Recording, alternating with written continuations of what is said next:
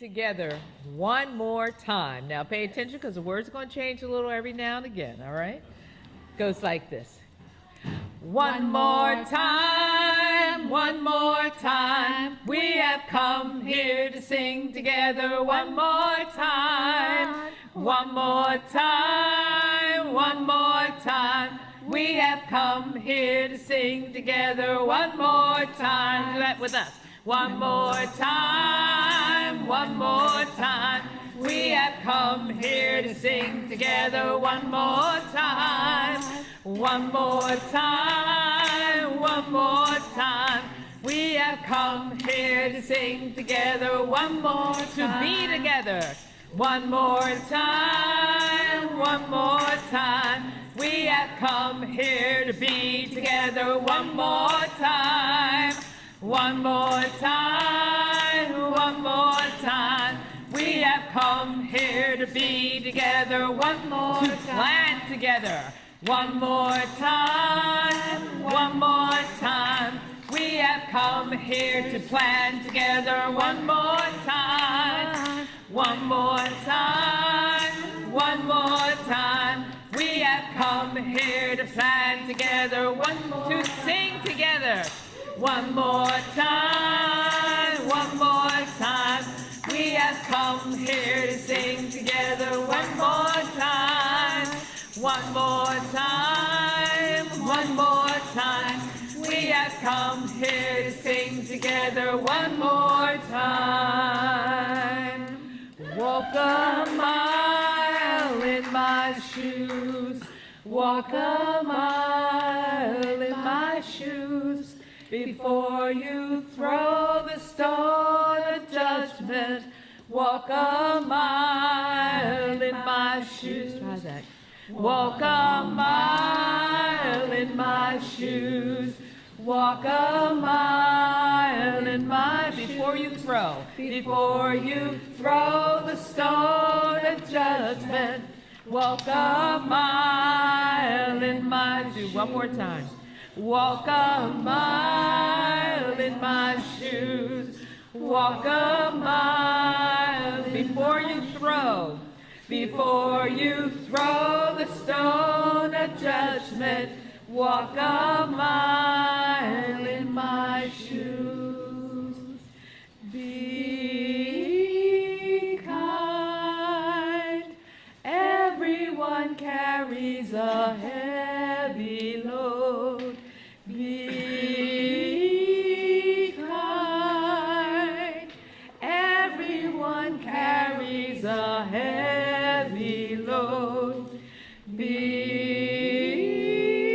kind.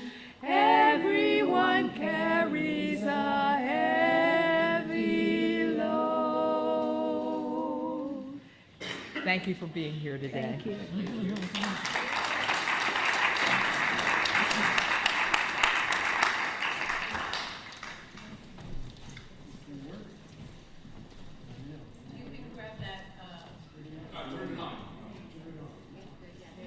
On and off. Okay, good. We've mastered on and off.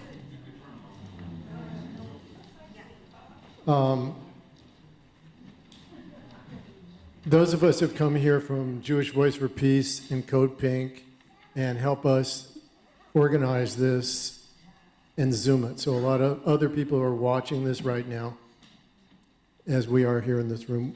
But we are very, very grateful to this church, to Pastor Janet, to Linda Bond, Trudy, and everybody, yourself also, who brings us together. Parenthetically,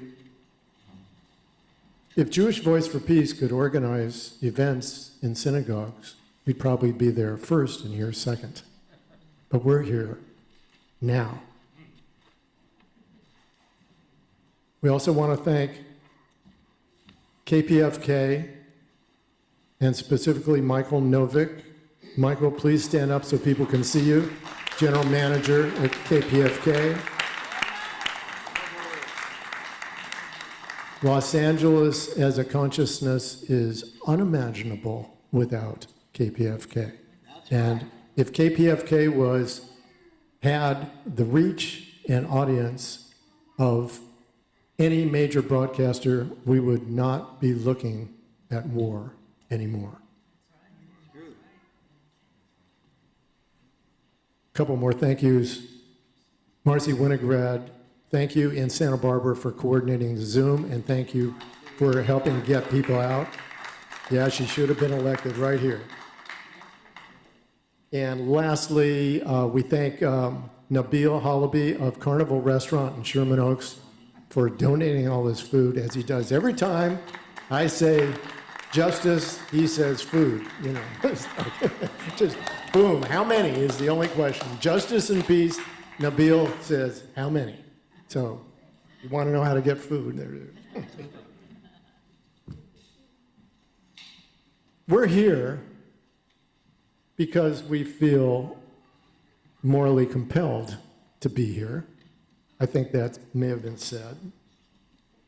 And we feel compelled from the very deepest core of our being to stop the mass slaughter that's going on, and going on in our name with our tax dollars. An average of 80 children a day are being killed in Gaza. Our efforts are grounded in two things. We're doing this here today because we feel we need the depth of understanding that we hope to gain from the speakers, so as not to be fooled by the constant lies, distraction tactics of the perpetrators of this genocide and their media enablers. Conflating Israel with Jews, conflating anti-Zionism with anti-Semitism are simply smears and distractions.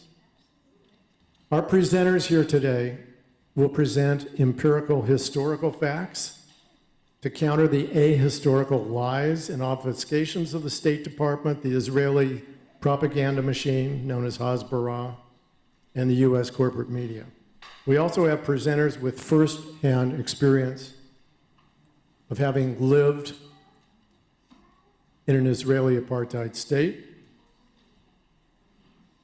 So we come here with empirical facts and lived experience. Excuse me, lived experience. Secondly, we need to take concrete political action here today. All the awareness, consciousness, knowledge of facts is useless unless we take political action. We will do that here today. And if by chance you think what I'm saying is over the top or unbalanced, this is the teach-in for you. Let's be frank. Forgive me for reading this stuff, but I'm trying to be more coherent, so I'll give that up for a little, being mechanical. Let me be frank, in the last 6 months, we have seen the ugliest state violence inflicted on innocent people that is imaginable, the deliberate murder of over 35,000 people, human beings, people including over 14,000 children. I've learned that what we are witnessing is the historical phenomenon called a colonial settler state, Israel, like this country, like Northern Ireland, like South Africa, and others. Colonial settler states, and this is what I've learned recently, are inherently eliminationist. We might hear an elaboration on that, and many of us already knew that. I'm just learning it.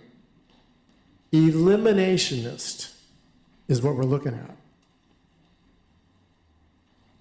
This war on Palestinians isn't happening because Israelis need to be safe, or because Palestinians hate Israelis, or because of anti-Semitism, or any other such nonsense. This war does not make Israelis safer, including my family, by the way, or it doesn't make Jews safer, quite the contrary. Israeli leadership made it clear from the outset in public that they intended to starve and reduce the Palestinian population of Gaza, and they have done so. we have seen the most complete destruction of a human habitat in recent memory with the publicly expressed purpose of collectively punishing the entire population of Gaza. The destruction of hospitals, universities, cultural centers, mosques, and even agricultural fields. Everything and anything that is necessary to sustain human life. That is not a defensive war. That is a war of vengeance. That is a genocide. I am really honored to introduce our first speaker, Dr. Mahmoud Ibrahim. He's Professor Emeritus in History at Cal Poly Pomona. He's an eminent scholar and author of numerous books on the Middle East. Please welcome Dr. Mahmoud Ibrahim.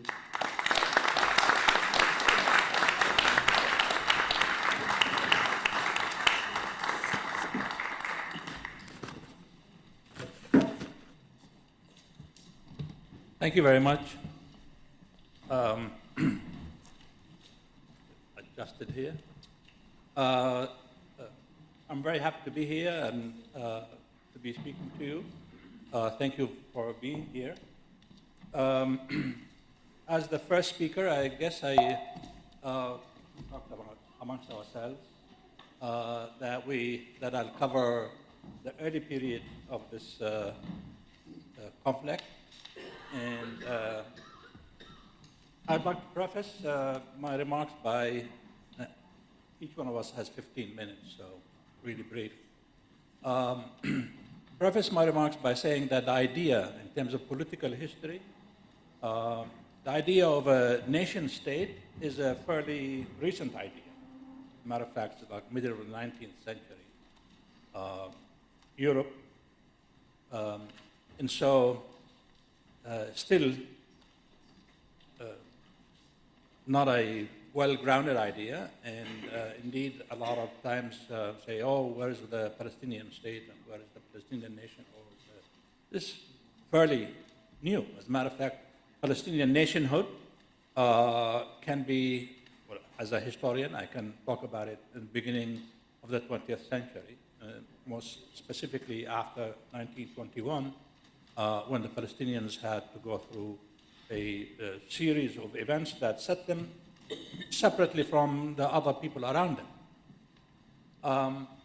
But going to Europe in the 19th century, anti-Semitism was right.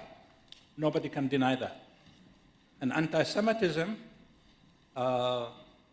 in conjunction with Christian Zionism, those Christians who wanted to experience the rapture, so that they can send the Jews over there, that they didn't want the Jews among themselves, sort of in conjunction began to create the idea of a Jewish state. So a Jewish state is an idea. It was not necessarily tied to any piece of territory. As a matter of fact, from the first Zionist Congress in 1897 to the 11th Zionist Congress in 1911, various localities were proposed. One of them is Uganda. It's very well known in Zionist history as the Uganda Project. Also, Northern Sinai, Al-Arish Project, Argentina. And throughout these various congresses, these meetings of the World Zionist Organization, there was always an opposition amongst the Jewish community to the idea of a locality for the Jewish state. And resolution after resolution in these congresses was that they have to work on the Jewish community. They basically try to sell them to the idea. And one of the selling points that the Zionist movement came up with is a land for a people, a land for a people, all right, for a people without a land, meaning that the indigenous population have been dismissed outright. That is, they it is empty of inhabitants. This is very similar to Australia, terra nullius, that is a land without any people, which allowed the British to exterminate, to eliminate the indigenous population. In the history of America, in Africa. And so it is, therefore, can be one of the many explanations why Western countries, England, Canada, the United States, support Israel, and perhaps maybe they don't, they look away from the genocide issue because they themselves are guilty of genocide. And one of the reasons I think the U.S. administration is fervently supportive of Israel, and they don't want the ICC, they don't want any international convention to be applied to Israel because it's going to go back to them. That is, they are also complicit in genocide. So, therefore, the idea of a Jewish state is a recent idea, and it is utilizing Judaism for the purpose of instilling or bringing this idea of a state to fruition. And indeed, that particular piece of territory has strategic significance. That's one of the other reasons why England, for example, would eventually, by 1917, would issue what is known as the Balfour Declaration. The Balfour Declaration promised the Zionist movement a Jewish homeland in Palestine. Of course, very typical of an imperialist country, a country that does not give regard to the indigenous population, to offer a piece of territory without even having control of that particular territory. And indeed, all of the safeguards that may have been spoken of in the Balfour Declaration, that none of the civil and political rights of the indigenous population shall be affected, that was just basically to cover their guilt in giving such a promise. So World War I was the framework in which the Balfour Declaration was given. England was the hubris of imperialism, of course, is that they thought that they are going to be an imperial power in control of Egypt, of the Suez Canal, of India in perpetuity. And so in making sure that they will continue to control the strategic passageway of the Suez Canal, which lay the southwest of the territory known then as Palestine, they promised it to some friends of theirs, so to speak. But the World War I brought out the tragedies of World War I, and war is always a tragedy. The 1921 is another date that I mentioned before, because that's when the newly formed League of Nations gave England the mandate to bring Palestine to the status of a nation so that they can join the League of Nations. So the hypocrisy and the contradiction of the mandate is that in the preamble of the mandate, the Balfour Declaration was inserted, and so that the mandate was, in effect, not to bring Palestine to a status that they can join the League of Nations, but to implement the Balfour Declaration, which promised to turn that particular territory into a Jewish state. And the demographics, of course, are unbelievable. Actually, there were less Jews at the end of World War I than had been previously. 6,000 or so. But the official policy of England to bring about the Jewish state required immigrants. Now, the Jewish Agency was also formed in 1921 so that it will be the arm of the Zionist movement that it will deal with the British mandate so that they can implement the idea. They were speaking of bringing 2 million to 3 million into the territory so that they can have a Jewish state. But of course, even then, there was still an opposition to the idea amongst the Jewish community themselves to the idea of creating a Jewish state in Palestine. So immediately, the native population was reduced to a population that was in the way of implementing the Zionist program. And that began to appear more after 1929, when a man by the name of Zeev Jabotinsky arrived at the scene. He came from Poland, and he began to want to revise the idea of the territory that needed to be the Jewish state. And he eventually said a slogan that the Jewish state is where the Jordan runs in the middle of it. Eventually, this is called revisionist Zionism.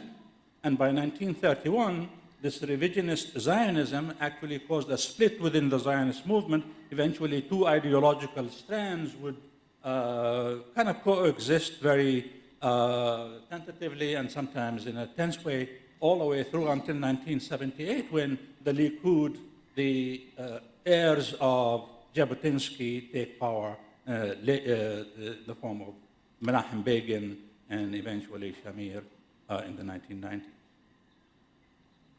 So 1929 really inflamed the sentiments of the local population, and actually Hebron became a flashing point between the two communities, and several hundred people died in the melee between the two sides.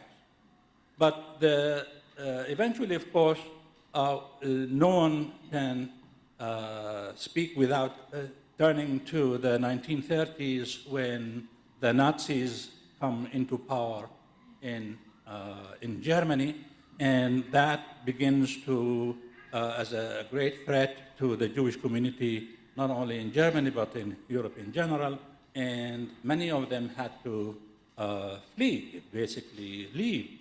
And some of them tried to go elsewhere, but indeed that increased the immigration of European Jews into the territory of Palestine. So in an enormous number, not only in terms of the number, the numerical presence of European Jews began to threaten the existence of the local communities, but the transformation of the individuals, the families, the communities within Palestine who were basically sharecroppers in the sense of, the 19th century idea of land ownership in Palestine. The Jewish Agency was basically, and the Jewish Colonial Fund were basically interested in purchasing of land. And land purchases, although there were not many, sometimes they were very significant in that it transformed the Palestinian farmer, the Palestinian peasant, into a landless, a homeless individual, and that began to raise the tension within the urban communities also. And so by 1936, from 1936 actually to 1939, there was a revolt in Palestine. The General Palestine Revolt of 1936 started out with a general strike that at that time, and probably still, the longest general strike in the history of the Middle East.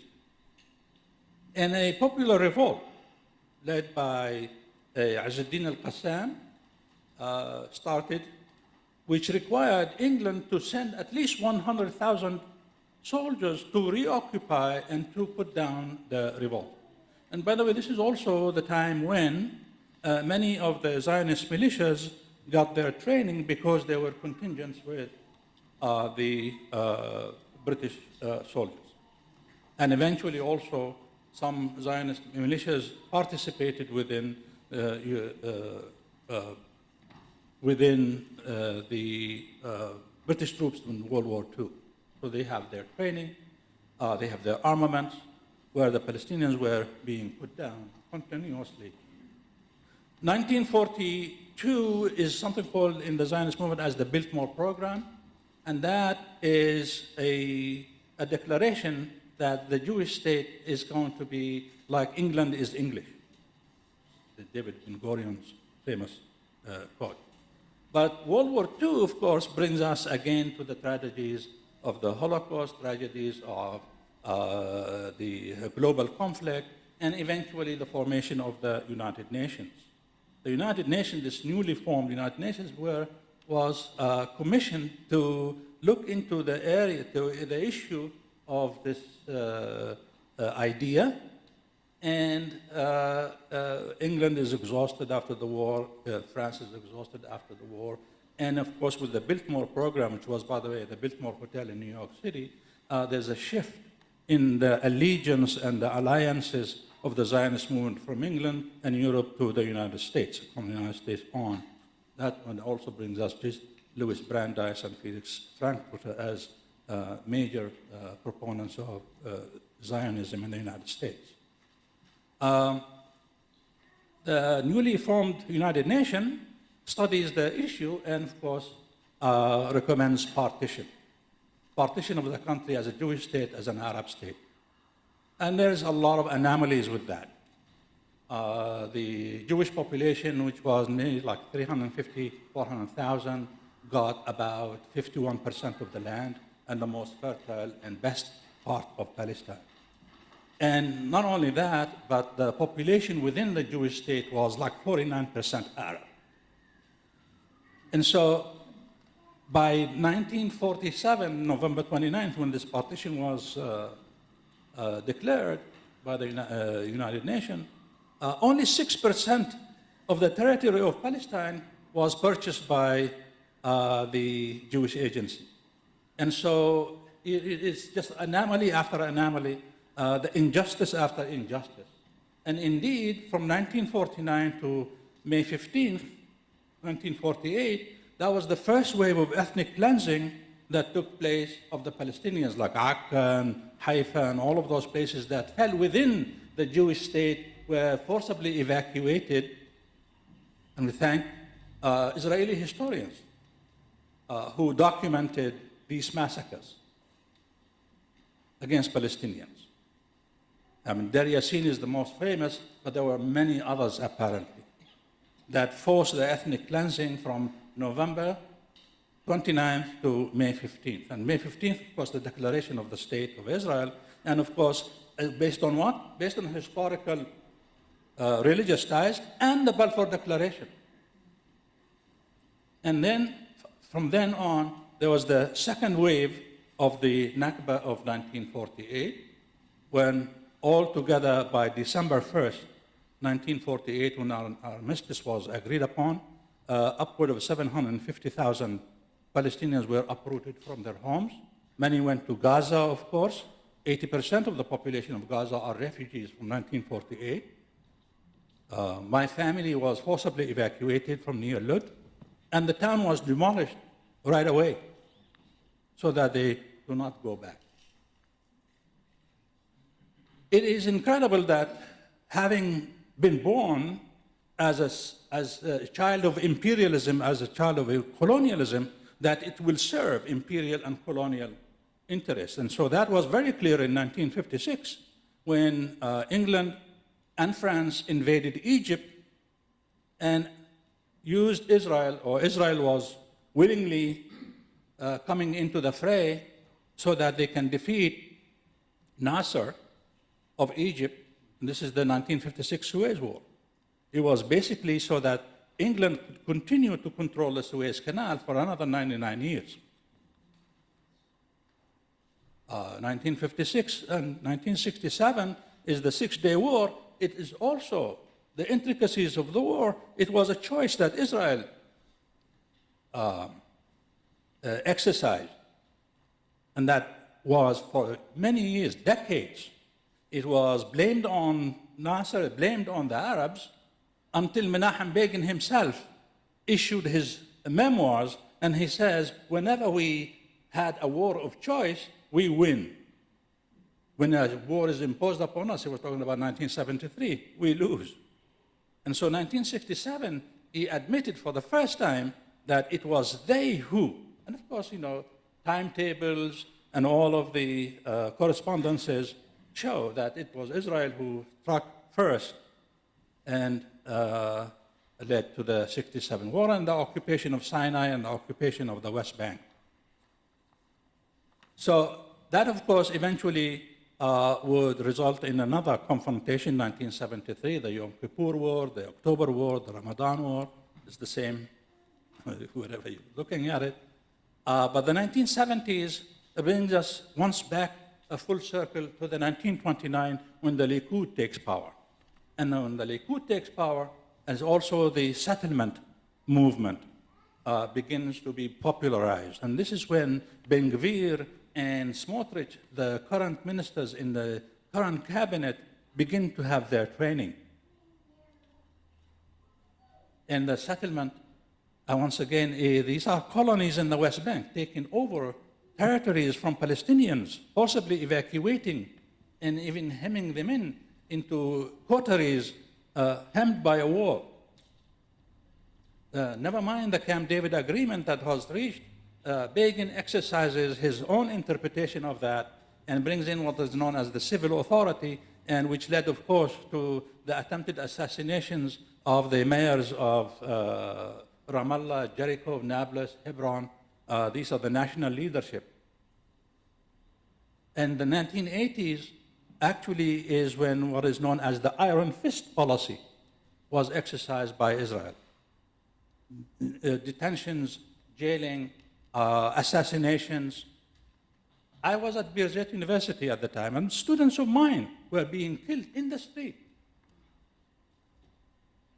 And of course, with the national leadership after the massacre of Sabra and Shatila, the PLO being evacuated from Beirut to Tunisia, again, Israel was feeling that it was strong enough to implement whatever it wants on the people on the ground. And the iron fist policy and all of this has resulted in what is known as the Intifada. That's the first Intifada of 1988, 1989. That was a time when, for the first time, actually, a lot of Israelis realized that the situation cannot go on as they had been led to believe. The situation called for negotiations. The situation called for recognition of people's rights. And indeed, these negotiations began in secret in the 1990s, early 1990s, of course, helped by the Gulf War and in the aftermath of the Gulf War. Eventually, that would lead to what is known as the Oslo peace process. So the Camp David Agreement was squandered, and we will see from the next speaker how the Oslo peace process was also squandered. And it's not the fault of the Palestinians, it has always been Israel demanding to impose its own vision on a solution. Thank you very much.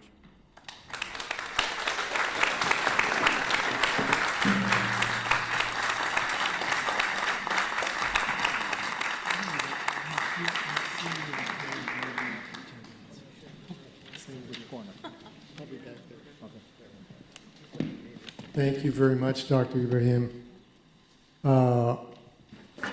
So what you're seeing take place is the history of Palestine, Israel being approximately 100 years being split in two pieces for two speakers. Our next speaker, Professor Yigal Ahrens, will pick it up from the Oslo process forward. By the way, on our website, you can see the long-form biographies of these ladies and gentlemen. So I won't take up your time with it, but I will just make one note that Professor Ahrens here was, while living in Israel, was a member of something called Mott's Pen.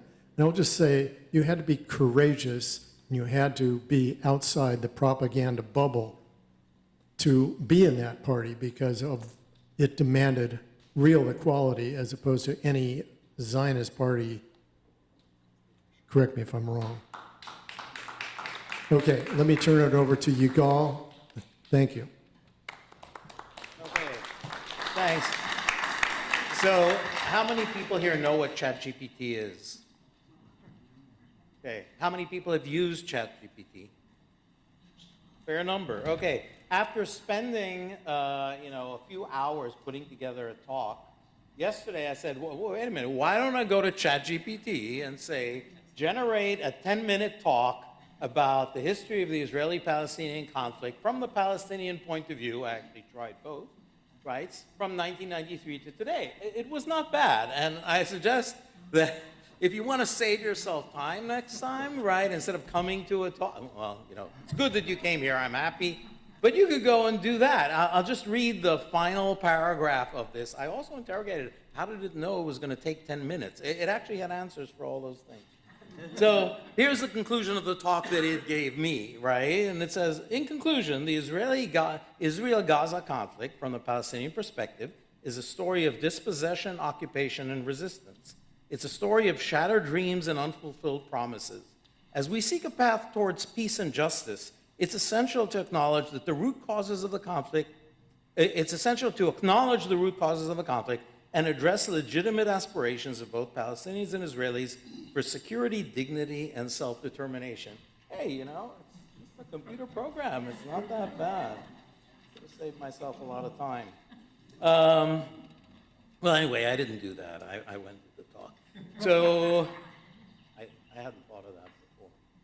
So as our previous speaker, Mahmoud Ibrahim, teed up my presentation, I'm starting with the Oslo Accord. I really just want to focus on a few key events since then. It's like 30 years or more. The first one is the Oslo Accords of 1993. It was really a pivotal event. It was, well, he said what brought this about. It was a back channel kind of discussion between some Israeli academics and politicians without involvement, apparently, of the government until they had an agreement essentially in hand. They were discussing this with members of the PLO. It resulted in the creation of the Palestinian National Authority, which was to govern certain parts of the West Bank. They had a plan how gradually it would expand, West Bank and Gaza, how gradually it would expand to cover everything, although that was sort of nebulous. And as we know, it never really happened. One of the factors in this not happening is the assassination of Rabin, who was the prime minister who, although wasn't involved in the negotiations originally, accepted it and appeared willing to take it forward, although, who knows. But he was assassinated in 1995 on the 4th of November after giving a talk in the King of Israel Square in Tel Aviv, which has since been renamed after him, the Rabin Square. The person who assassinated him was a Jewish Israeli who was opposed to any kind of agreement with Palestinians that would require Israel to relinquish any part of the territories it occupied in 1967. And in retrospect, he was successful. No question about it. So, peace negotiations continued after that point too, but they eventually unraveled in 2000 at the Camp David Accords, for those who remember. There have always been arguments about whether, in general, right, about whether individuals make history or historical trends make history, and individuals are just players in them, right? And I think a strong argument can be made here that Rabin's assassination is actually what killed the process that was there. No one knows what it would have led to eventually, but that essentially ended the process. There was no one on the Israeli side who was able or willing to continue in his footsteps. The failure of this process, by failure I mean it just didn't go anywhere. They couldn't reach agreement. And the Palestinians continued to be occupied. They have no citizenship rights, right? They have basically no rights. The ones in the occupied territories, so the West Bank and Gaza and the Golan Heights, let's not forget that. And eventually their frustration boils over and there is another revolt. Mahmoud mentioned the first Intifada. The second one happens in about 2000, it starts. There were various things that led to a great increase in violence beyond what happened in the first Intifada. There were suicide bombings that Palestinians conducted in Israel. There were major assaults that the Israeli military did on Palestinian territories. But, you know, looking back, in the 4 years of the Second Intifada, 130 Palestinians and Israelis were killed. I mean, looking back at that now, it seems like a tiny amount, right? I mean, things have clearly gotten worse. If you don't solve conflicts like this, things will get worse, and they'll get a lot worse, and we can see that.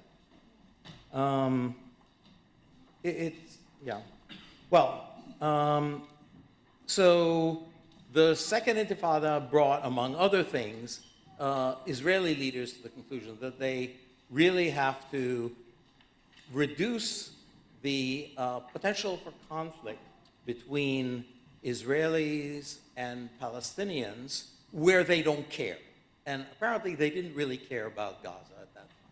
And so the prime minister then, Ariel Sharon, decided to simply evacuate all the Israeli settlements in Gaza. Israelis, as you surely know, have gone and created little towns, right, within the Palestinian territories, not in the state of Israel itself, which are a constant cause for friction with the local Palestinian population. It's true in the West Bank, it was true in Gaza, but at the time, the prime minister decided to just remove all the Israeli settlers from Gaza, and they did do it.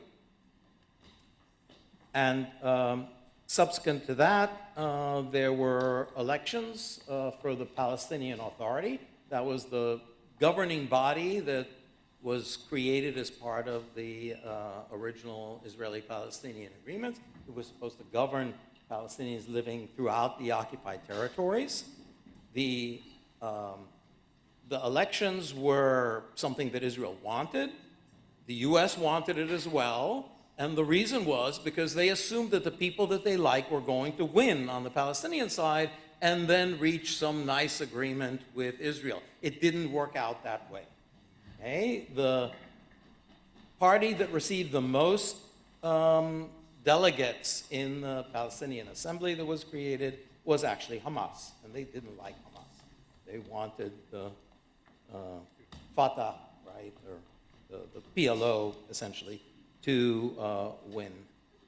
Even the Hamas got 74 out of 132 seats in this. And this started a conflict. So as you probably know or are not surprised to hear, the outside powers here were trying to foment disagreements within the Palestinian community, still true today, so that they could take advantage of this conflict. And so they were squarely, the US and Israel were squarely on the side of the PLO, basically, against Hamas. They wanted the PLO to win. That didn't happen. And so they encouraged the PLO to try and basically eliminate the Hamas organization within Gaza. That backfired, where Hamas fought back, killed a fair number of the PLO supporters in Gaza, and basically the PLO lost all control of what was happening in Gaza, and that situation remains until today. Hamas is the ruler of Gaza, but because of this, there have also never been elections to the Palestinian Authority again, right? So we've had no elections. Israeli propagandists try to use this fact to sort of denigrate Palestinians or say that, you know, it's a non-democratic entity, it's just ruled by old people who are just in power until they die. But in fact, they didn't want elections anymore. They couldn't hold them now that they didn't have any kind of control over what was happening in Gaza. So Hamas took over there in 2006-07, and it's been that way ever since. Israel imposed then a blockade on Gaza, and all these things remain to this day. They limited the amount of food that can go in, even before the current round of fighting.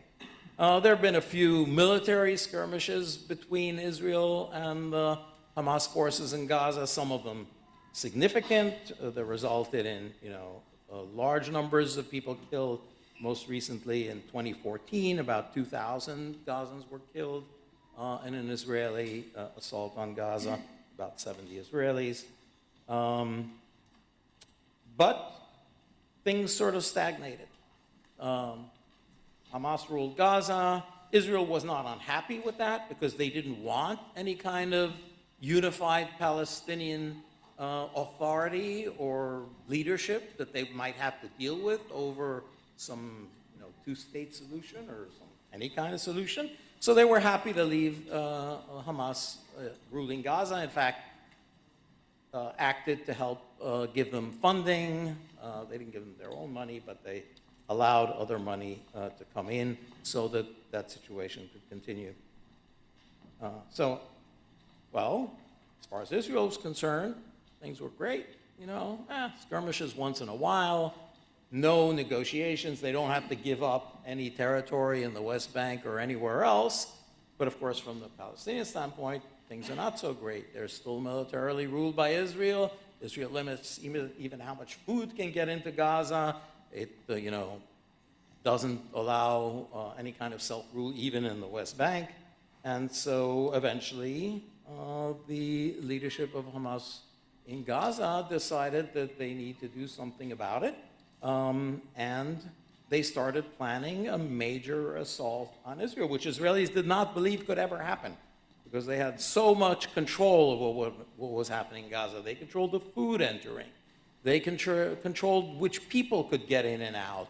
They controlled how far, Gazan fishermen could go and fish in the Mediterranean. They border on the Mediterranean. There is a border with Egypt, and they had agreements with Egypt over what the Egyptians would allow. So they think it would last forever. But, people who are oppressed try and find a way to resist. And in fact, they did, as we all know, very recently, towards the end of 2023 in October, the Hamas forces managed to overwhelm Israeli forces around Gaza, took advantage of the fact that the Israelis thought nothing was ever going to happen. Took advantage of the fact that Israelis thought nothing was ever going to happen and managed to actually enter and take over some Israeli towns. Okay, that pretty much brings us to where we are now, right? About 1,000 Israeli civilians were killed. A significant number of Israeli soldiers were taken prisoner. Israel always talks only about hostages. That's not true. These were Israeli fighters in camps that Hamas managed to, well, some of them, about 100, close to 200, were Israeli military who were taken prisoner. And of course, they did take Israeli hostages.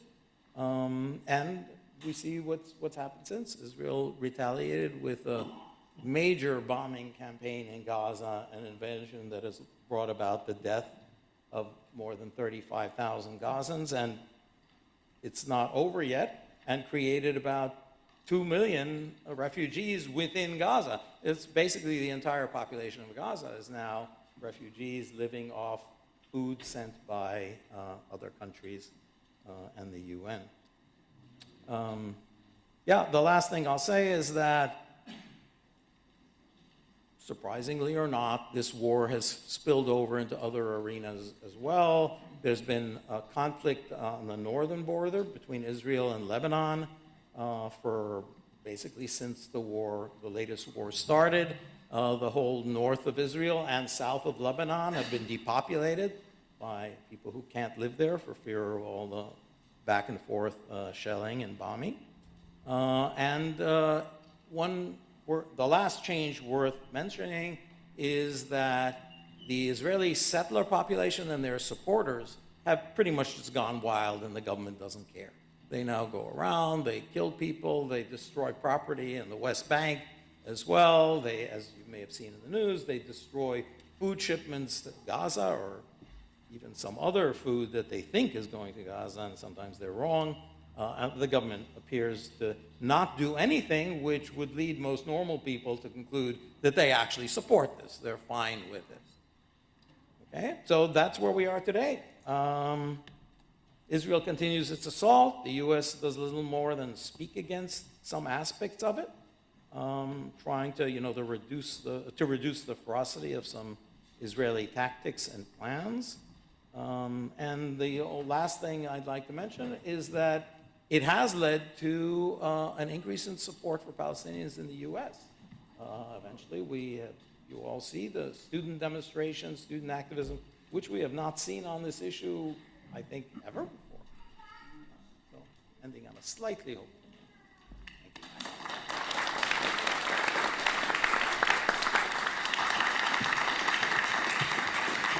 Thank you so much, Yigal. Well, I think you would agree that we've had an in-depth view of the last 100 years of this situation. So let's go deeper. Okay. It's my honor to introduce someone who I have it on very good authority, is in much demand as a speaker. Dr. Alam Mutasab is a professor of media studies, and she's a filmmaker. Again, there's more detail on her bio on the website, but I think you're going to see some very unique and compelling and really important debunking, along with other pertinent information in her presentation. So let me introduce you to Dr. Mutasab.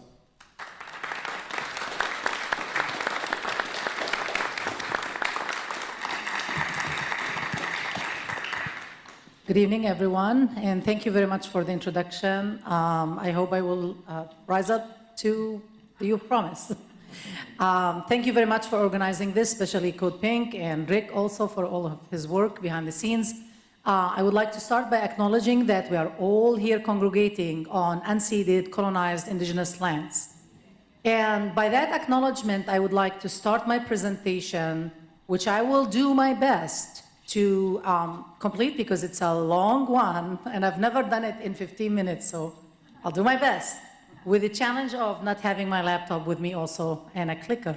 So I have a clicker here, thank you so much. So, as you could tell from the amazing presentations of my colleagues here today, the history is very clear. However, if you watch US mainstream media, you would conclude the other way around, right? You would conclude that Palestinians have oppressing Israelis for 100 years, or as they say sometimes, thousands of years in this country. And that it's a hard conflict to understand. It's intractable. It is complicated, but there is nothing complicated about it. But I will try to go through a journey of showing you why do we have this image in US mainstream media, but of course focusing on the latest round of media coverage. So this kind of coverage comes, can you all see, by the way, I'm sorry, I'm blocking people's views sometimes. But this is part of a long history of well-documented research on Orientalist racist representations of Arabs and Muslims in this country, especially Palestinians, and most recently Palestinians in particular. And overall, if you look at this systematic, dehumanization of Palestinians as the other, then it becomes easier to understand this continuation of such an image in the media. Excellent. Oh, I thought you were already there. Okay, so this is post-colonial school, Edward Said. If you're interested in this research, I would be more than happy to share, but for now I can't.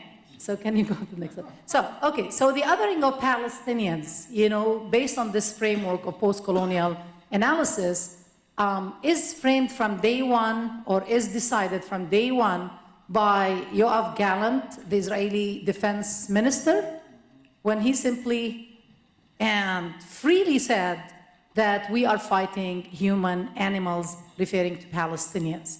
And that became really the framework used in US mainstream media with different manifestations that I would like to go over in a minute. So, first came the interference by the US government, and as an extension of the US government, the Israeli government, and by extension the American government. Because now, if you look at the conflict, it's not really now the Israelis doing this in Gaza, the genocide, it's actually us. It's our country, and we are all complicit, whether we like it or not, because it's our tax money. And therefore, one of the very early, manifestations of such, representation or framing of the conflict in US mainstream came from the US government itself. And there are few examples that I listed here. For example, the US State Department warning its staff not to avoid words like escalation, ceasefire, like very simple things, like who would be against a ceasefire, right? Now, the utmost thing we can ask for in this country is a ceasefire, and that would take me a whole lecture to go over it. The resignation of several personnel from the State Department, the Defense Department, over such behaviors. The first brave one was Josh Paul, but now there are more and more, even from the White House, who have been, coming forward as whistleblowers. And so, the first thing you notice is this theory or narrative about unprovoked attack. Why? Like I had literally some of my colleagues write on social media, but why? And I was like, have you looked on October 6th, on October 5th, on October 4th, the month before, the year before, 2 years, 5 years, 75 years, 100 years, as my colleagues explained? Probably you wouldn't have asked this question, but that was the dominant narrative. It's not as more, we were able, as activists, as scholars, as students, to kind of penetrate that narrative and say, no, wait a second, that's not absolutely accurate.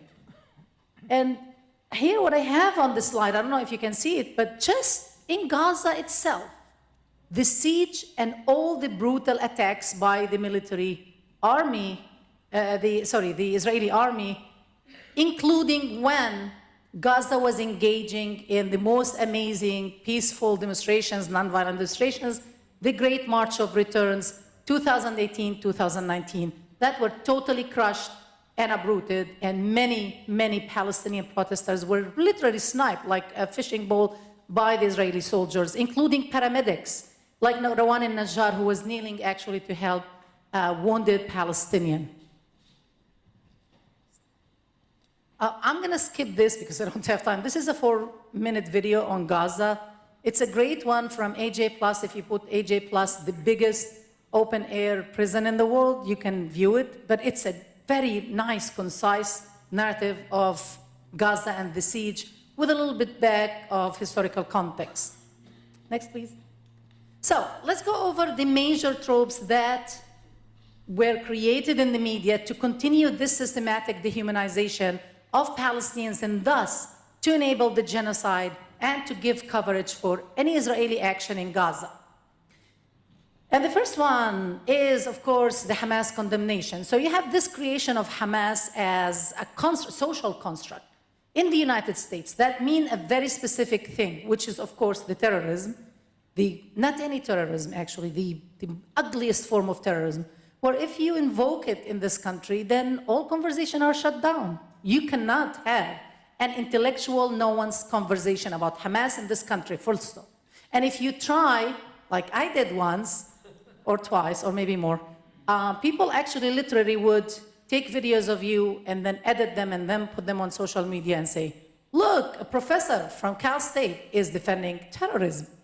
So that's how it is done in the United States. And the first few months, but even until now, like someone like Piers Morgan, please don't ever talk to him, he still uses that to benefit from from that phrase, it became a selling phrase for him.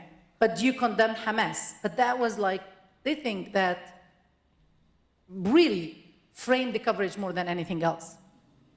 And of course, the self-defense narrative. The Israelis are self-defense. Now, I could go back to the ICJ ruling, the International Court of Justice, in 2004, over the illegality of the apartheid wall that Israel, established deep into the West Bank. In that ruling, the ICJ said that Israel, as an occupying force, does not have the right to self-defense. But Palestinians, as an occupied nation, have the right to self-defense, including with, armed means. But in this country, of course, you have it the other way around. Of course, in the process of dehumanizing Palestinians, especially Hamas, and when you invoke Hamas, by default, you are kind of like talking about all of Palestinians. This has been the narrative, really. You invoke ISIS because it has also a certain construct in the American psyche. And when you equate them, it becomes very hard to defend anything about Palestine. Of course, invoking the Holocaust, Netanyahu saying this is our new Holocaust, 9/11, whatever story that they could use, whatever card, they employed it, especially the first few weeks of the genocide in Gaza. Now, weaponizing anti-Semitism is something that I face every day, and I'm sure many of the activists here do the same. Like, if you say anything now remotely critical of Israel, then you are anti-Semitic, which is harmful for anti-Semitism, for identifying anti-Semitism, because I feel like now people are even normalized to, okay, another charge of anti-Semitism, which actually harms when people are identifying real anti-Semitism.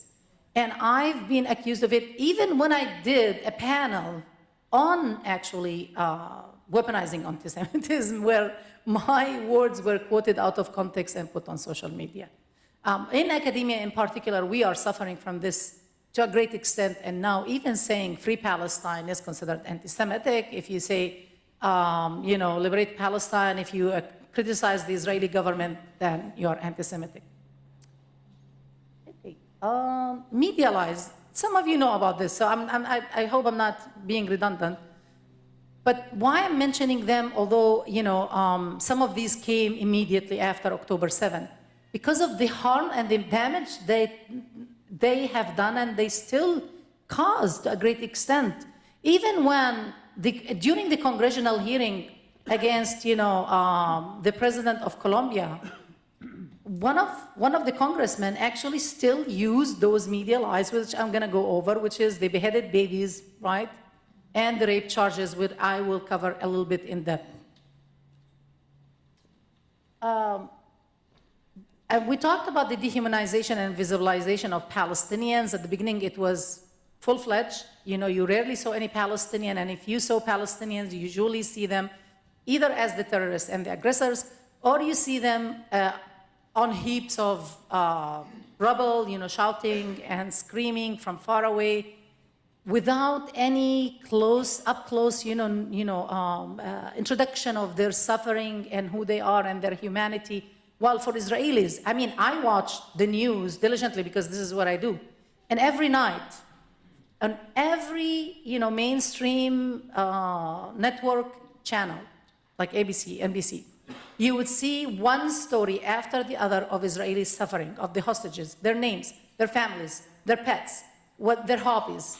They would take their time, full-fledged stories with so much closeness, emotional closeness, that it's very hard for anyone not to identify them. But again, with Palestinians, it was totally either invisible, or, as I said, if you see them from certain framing and totally different context.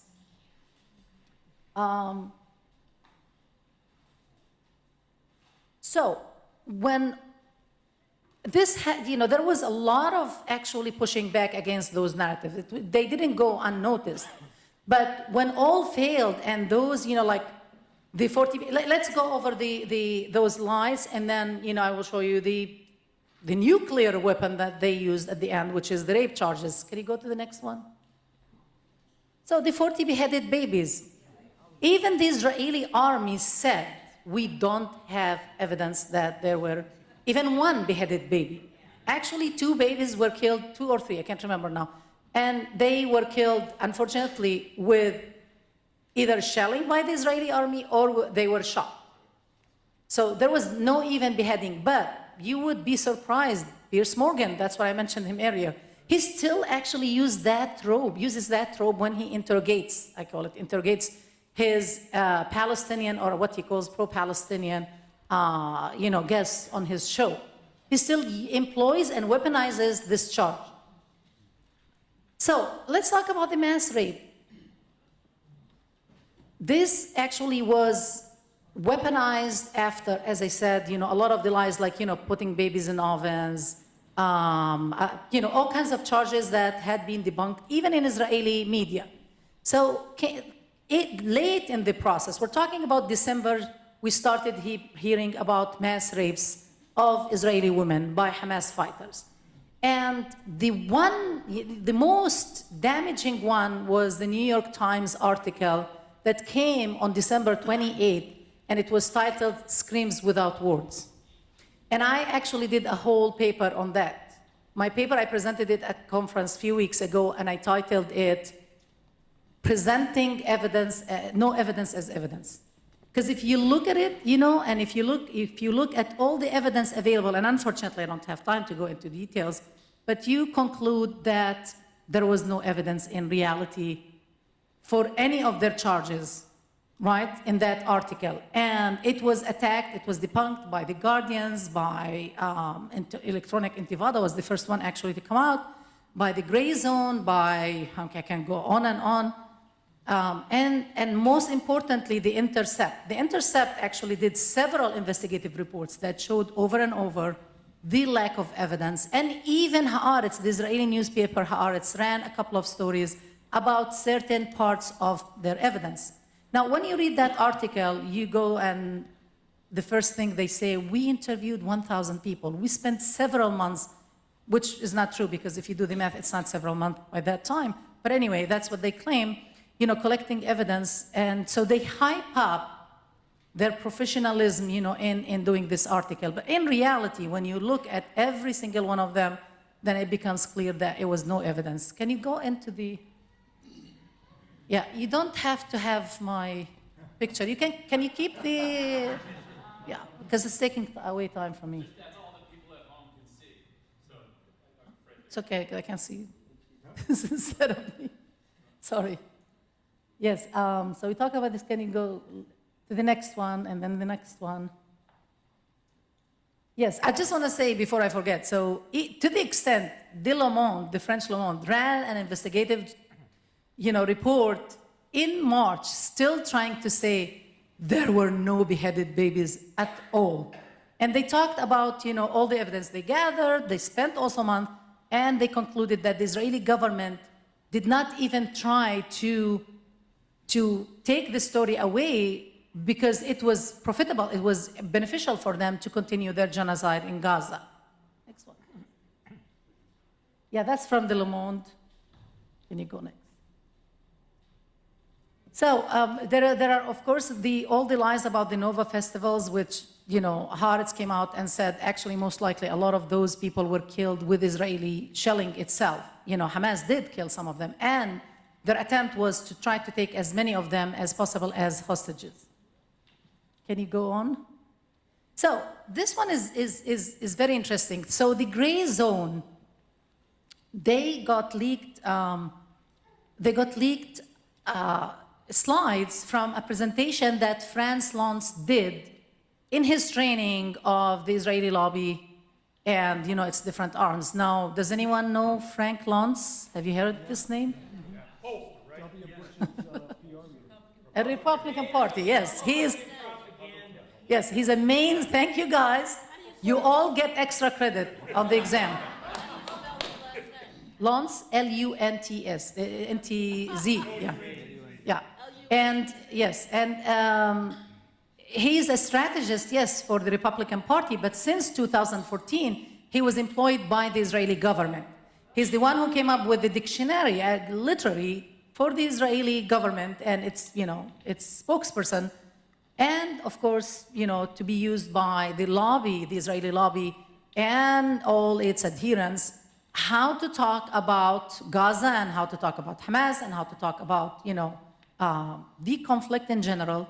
And, he does this when he runs, a lot of focus groups and a lot of research. He uses science, actually, to find the most impactful words and phrases that would make Americans be convinced of a certain narrative, right? And so, of course, he has been working with the Israeli government since then, and his latest slides were leaked to the gray zone. And in those slides, he told, the audience, don't use things like our mutual or, common interest or values with Americans. That doesn't work anymore. You have to use something stronger. And you have to keep on emphasizing the barbarism of those, Hamas fighters. And you have to use the rape charges. I mean, he literally had special, material on weaponizing the rape charges. So just to let you know that this comes, of course, when, unfortunately, in the United States, the American audience is so normalized to accepting that narrative. We are accepting this narrative, and it has been weaponized not only against Palestinians or Arabs and Muslims, but against people of color in general. I mean, look at the history of Black Americans in this country. All the lynching that happened against Black men in particular, because they whistled to a woman, a white woman. This notion they are salivating over white women. Same thing, same employment, but against Palestinians. That they came and like, oh my God, we have those white women that we could rape now.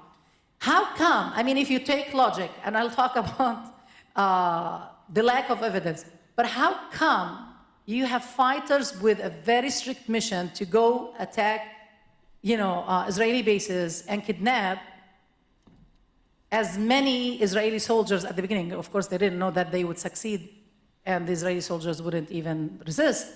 As many as they could back to Gaza to have a hostage exchange, because nobody in this country talks about our hostages, Palestinian hostages.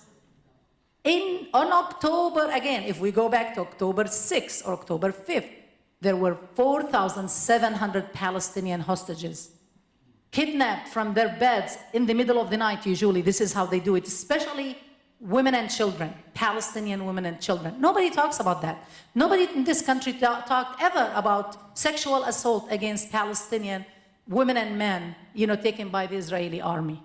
And I will talk about this in a minute. But anyway, so out of a sudden, those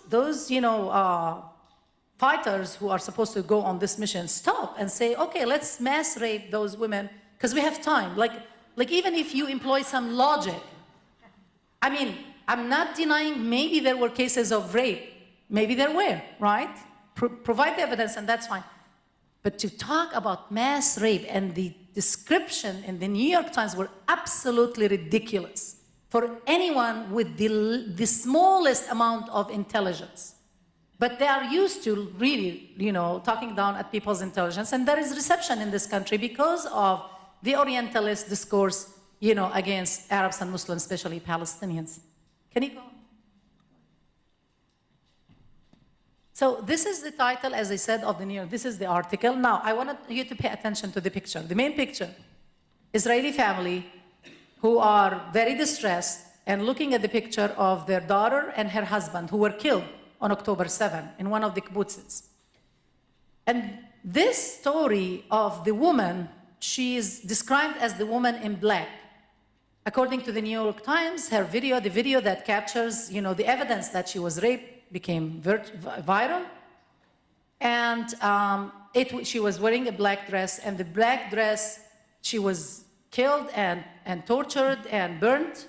And her vagina was showing, and that it was obvious that she was raped. So the first thing I did, and I was one of the first people who read the article, is I searched for that video, right? You are talking about a viral video or at least traces of it, like what did they talk about it? I couldn't find it. And then turns out it wasn't only me. It was journalists from The Intercept, it was journalists from the Electronic Intifada. Everybody was looking actually for the video evidence because that was their main evidence. And this story took about 1/3 of the article. And guess what? There was no video, no viral video. Somebody posted a video and talked about it, and everybody started talking about it. But in reality, nobody has seen that video. And the woman who supposedly posted it, an Israeli woman, had a history actually of lying and being a white supremacist, basically, who put some really disturbing stuff about killing Palestinians and genociding them. So that's number one. So that's the first story. Then, a few days after, the story starts falling apart. Turns out the family of the woman who were interviewed by the New York Times were never told by the New York Times reporters about the rape of their daughter. They did not tell them, we're doing a story that includes a rape story about your daughter. They were shocked to read it in the New York Times article, and they came out and said, this, we haven't heard this before. Then the brother-in-law talks to reporters and say, that's not true. I was with my brother-in-law on the phone for hours, and I learned about her death when she was killed. And then he was killed while I was with him on the phone. And that's not true. That didn't happen. And then other family members speak about it. And it goes on and on until and the New York Times all that time, being challenged from different media outlets, kept on insisting on their journalistic, integrity. They did not remove the article. It's still there. Open access. Mind you, New York Times makes you pay for everything, but this one is open access. You can view it, actually, unless they removed it recently. I don't know. Weaponizing rape charges. No, sorry. The article is Screams Without Words. The title of the article, Screams Without Words. Thank you. You're welcome. And then, there is the story. Another main story is the story of a twins, 14 years old, two female, Israeli teenagers, who they said were killed. Same thing, that their pictures showed that they were exposed, their vagina were showing signs of rape, etc. Only a month ago, the New York Times itself was invited to a private video screening at Kibbutz Be'eri, where a lot of the killings happened, actually, including the twins. And the video showed very clearly that they were not raped, and the family denied that over and over. And the New York Times so this is what they did. They did not retract the story. It's very interesting. But they ran a separate story and said, there was, this video that showed that those twins were not raped. And the New York Times, reporter was invited, right? So they ran it as a separate, article. They didn't even link both of them and said, oops, like we made a huge mistake. Because this article is very dangerous because it was quoted thousands of times, basically. And I've seen it on social media go like fire and hay, as we say. I've seen respected colleagues of mine, professors, going along with it and believing it. And when I tried to say, wait a second, like there is no evidence, and I was talking about, for example, they never took any rape kits. They never did any DNA analysis. Like how come a country like Israel, so sophisticated, wouldn't do that? And on top of that, they talked about many rape victims, but they never interviewed any one of them. And they said we couldn't interview them because it's so traumatic for them. So basically, if in this country, right, we know that if a woman is raped and tells a story, we have, at least, for feminists, we have to believe the story. Because it's so hard for someone to come forward and talk about a rape story. And I totally understand that and respect it. The problem is, there were no stories of women told by women. Not in this article, not in the United Nations investigation. They talked about many women. They didn't even give any information, anonymous information, like there were 5, 6, 10, etc. And so there is like a pile of lack of evidence presented as evidence in this, and it's very, very harmful. Still, the harm is being done every day because you see it in the media over and over. The mass rape charges in particular. Could you go on? This was December 28th, the original New York Times article. So now, my slides, again, sorry, I usually go with my slides, but it's very hard for me to do it. But those are like some of the evidence I present, the counter evidence from the investigative reports that were done by The Intercept. Next. And there are others, I will go over them. But one interesting thing that I forgot actually to do it. Why, as I said before, like nothing about Palestinians, you know, facing horrible, you know, sexual assault, different types of sexual assault. Some say rapes. I'm not going to talk about this because I have not seen the evidence. Once I see the evidence, I will talk about it. But sexual assault, for sure. How many of you have seen this picture or know this woman? This is a Palestinian woman. Her name is Hadil al-Dahduh. Hadil al-Dahduh, at the same time the New York Times actually published the article, a little bit before, in December, was arrested with her husband and 2 babies. One was months old, nursing, and one was 2 years old. They took the babies away. They took the husband away. They took off her hijab and her clothes, and threw her in a truck full of naked Palestinian men. And that's the second picture. The New York Times did not cover it at all until months later, and I will tell you why. So Hadil al-Dahduh disappears. Can you go to the next slide? She begs them, you know, later we learned that she begged them to let her have her baby, at least the small one, and that she was nursing. They didn't care. They tortured her. They threw her in a big hole with other, again, naked Palestinian men, including her father-in-law. They buried them alive to the extent they start choking, then they took them out in an attempt to have them to confess, you know, to charges. So if you hear about Palestinians confessing, just remember that they were tortured. She was shackled from the feet, from the hands several times. She had severe bruises, and some Palestinians have their hands and feet cut off because of the bruises from strict, you know, cuffing, hand cuffing and leg cuffing. Can you go to the next one? Now, a lot of, you know, human rights organizations around the world were asking, where is Hadil al-Dahduh? Because that picture became viral. In reality, there was a picture of her thrown in a truck full of naked Palestinian, and no one was actually, the Israeli government was denying even having her. And so there was, can you go to the next? The Euro-Mediterranean, you know, group, you know, Amnesty International, a lot of human rights organizations were asking, you know, what happened to her, and of course to all these thousands of Palestinian hostages that in the United States nobody cared about to talk about. They only care about now the 130 hostages left, or at that time the 200, 250. But nothing about the thousands of Palestinians who were living in horrifying conditions. Can you go to the next one? So, even the democracy now, of course, was because it's not a mainstream, it's not corporate sponsored. By mainstream, usually I mean corporate sponsored. So you saw her actually, some of those stories, including Hadil al-Dahduh's story, and the stories about sexual assault being used against men and women and children by Israelis. And those are well documented.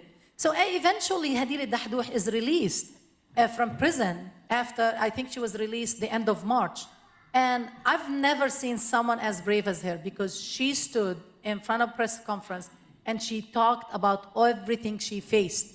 And you know the social stigma, she didn't care. And her husband was amazing. He was next to her, supporting her, which is, of course, usually is against, again, the Orientalist image of a Palestinian man and a Palestinian woman, right? So eventually the New York Times wrote about that because they were forced to. Can you go to the next slide? But of course, different terminology. So language makes a huge difference also in the framing. So for example, Palestinians always die somehow. Thousands of Palestinians just die simply. You know, they walk in the street and die. It's very rare that they say they were killed by Israeli forces. Very rare that you hear it in. Usually when they have to report on Palestinians being killed, they use the word die. But if you look at Israelis and how they are reported, butchered, killed, savagely killed, etc., all these, you know, charged words come into use. So these are more images about, you know, the terrible, you know, experiences that, again, you know, what were documented by many human rights organizations. You don't see it in the New York Times or on our, very rarely that you see them. Can you go to the next one? I'm sorry, am I running out of time? Probably I am. Should I finish? Okay. Let me see if there is, oh, this is Hadil. Okay, but that's probably a good ending. So the New York Times reporting on Hadil al-Dahdour's story and other Palestinians facing all sexual assault and everything. But look at the passive voice, right? And by the way, I wanted to show you it's not open access like the one on the Israeli, supposedly rape cases, right? Stripped, beaten, vanished. Israel's treatment of Gaza is like, look at the pacified, language used, the passive voice also, or passive verb tense. Can you go to the next one? And just look at the difference in reporting again between the two. The first one, highly sensationalized, by the way. If you read it, you are like, even the pornographic details in it are just unbelievable. So, screams without words, how Hamas weaponized sexual violence on October 7. It's very clear, no doubt about it. It's highly charged. Stripped, beaten, vanished. Israel's treatment of Gaza detainees raises alarm.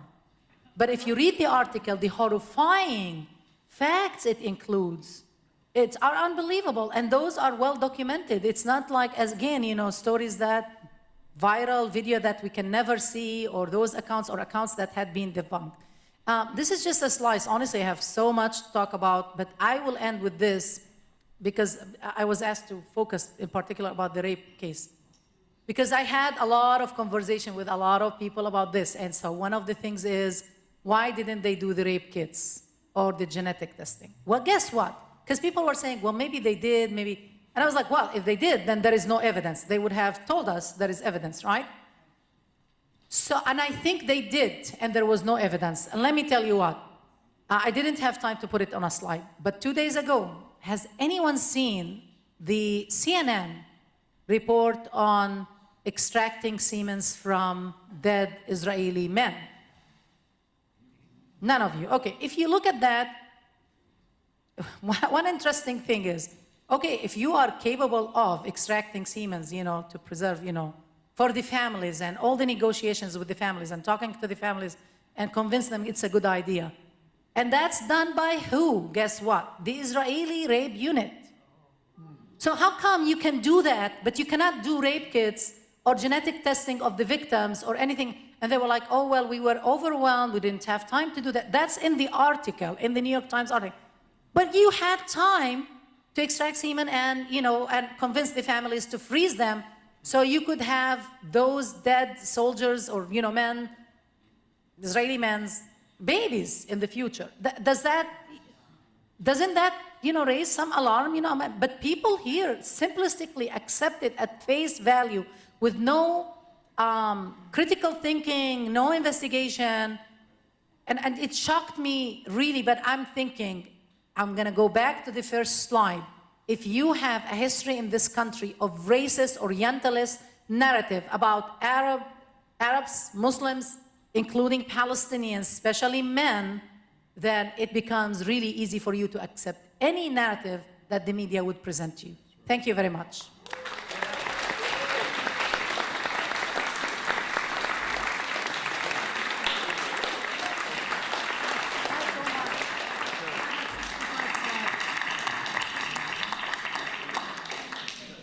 Dr. Alam Mutasim.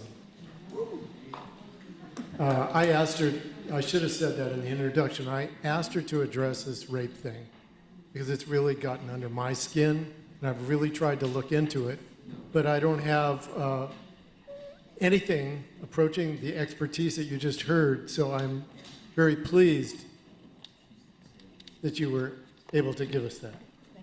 Thank you. A quick editorial comment. I know I spoke before, so forgive me. It occurs to me that the fourth estate, it's what it's supposed to be, that the media, the press, has lied us into World War I. I'll leave out World War II. It's more controversial and maybe complicated.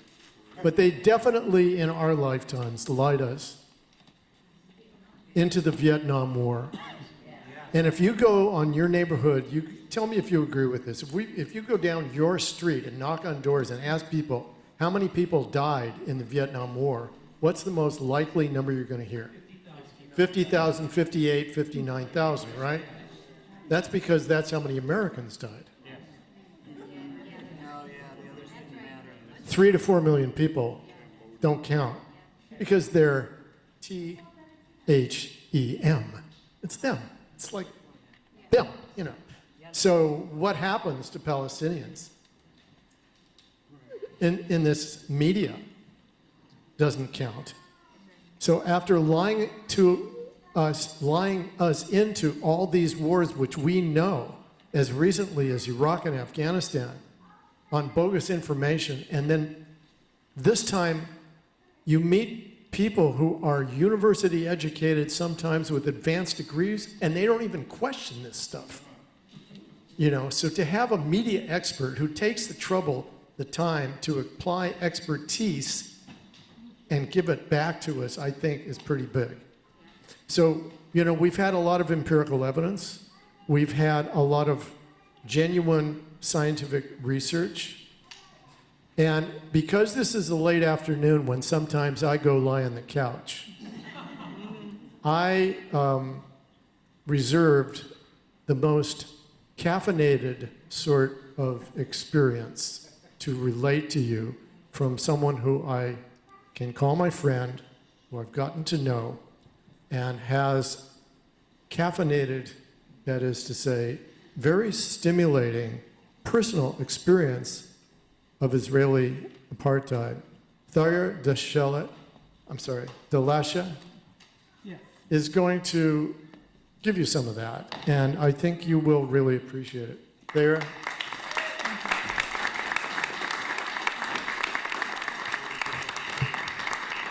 Thank you so much, Rick, and thank you for having me. I just want to go straight to the point because we don't have that much time. But before I do,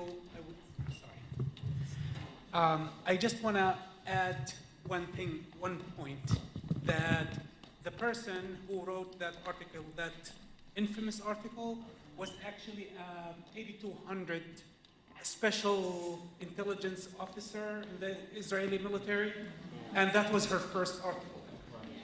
So, and one last thing, every accusation that Israel projects on Palestinians is actually a confession of their own crimes against Palestinians.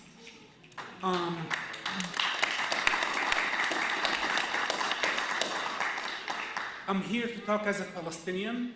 I am an Israeli citizen and an American citizen. Since about a year ago, I became an American citizen as well. I think it's important to talk about people like myself. We are basically the invisible Palestinians. We are the people who you don't read about. We're just the Israeli Arabs, according to Israel and the West.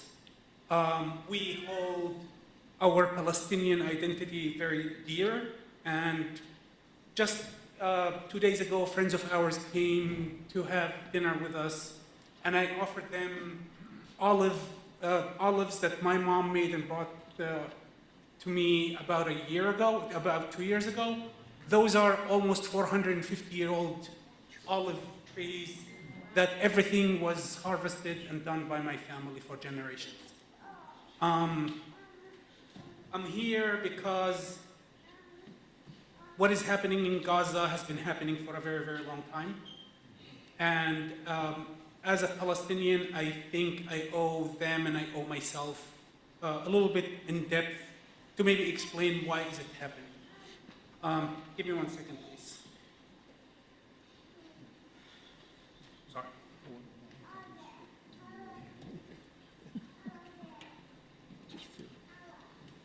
I want to start in 2008.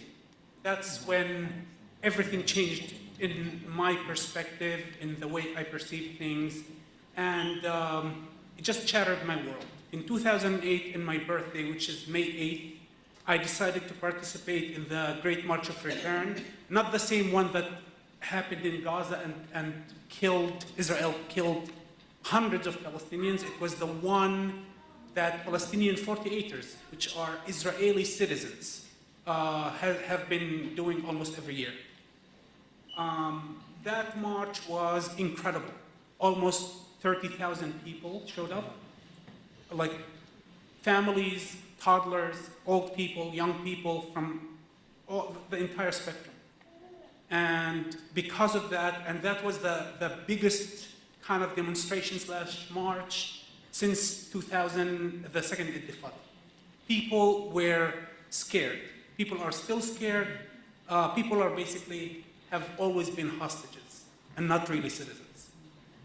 And in that march, they snapped basically for no reason whatsoever other than so Israelis brag about how they need to teach us about fear all the time.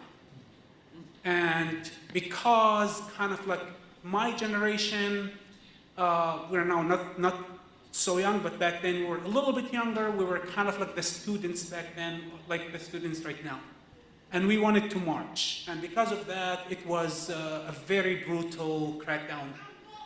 It felt more like a war zone than an actual protest. And it wasn't even a protest that blocked any major street or institution. It was literally in the middle of a forest, which used to be an old Palestinian town that was cleansed in 1948. So that's usually where they pick their destination. They take a cleansed Palestinian town or a village or something and they march to it. And then they have activities to try to educate people about how many villages were wiped out, what happened to Palestine in 1948 and those kind of things.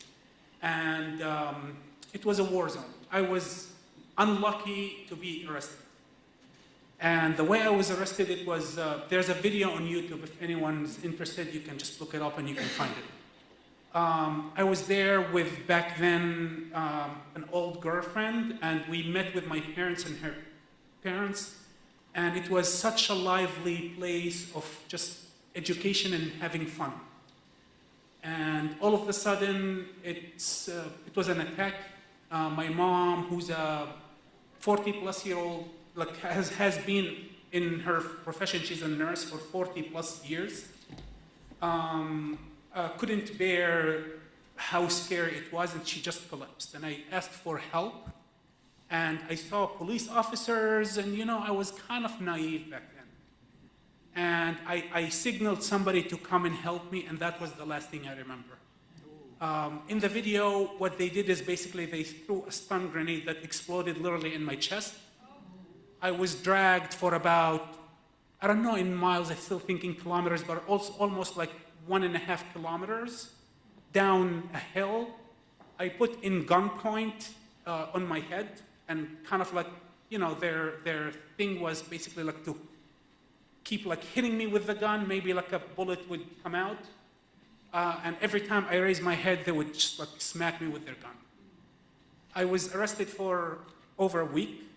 The torture never really stops, although physically, they didn't hit me when I was inside, but you have no idea what time it is. You don't know if it's a day or a night. You have no idea. I was injured severely. I had kind of like a cut that looked like a stab wound. And only after 5 days that they agreed to actually take me to a doctor.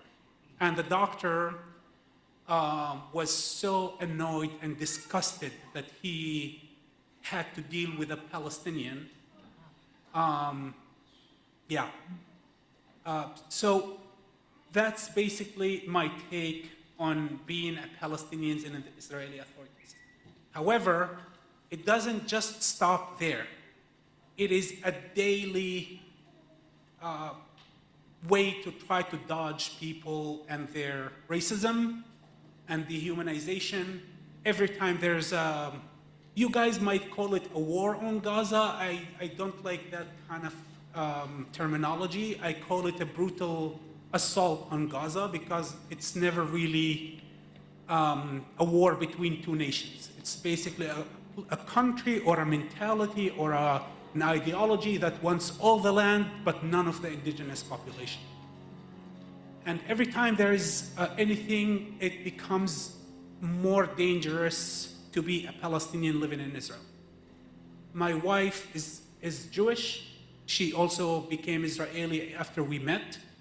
And she would beg me not to take any public transportation during these kind of times.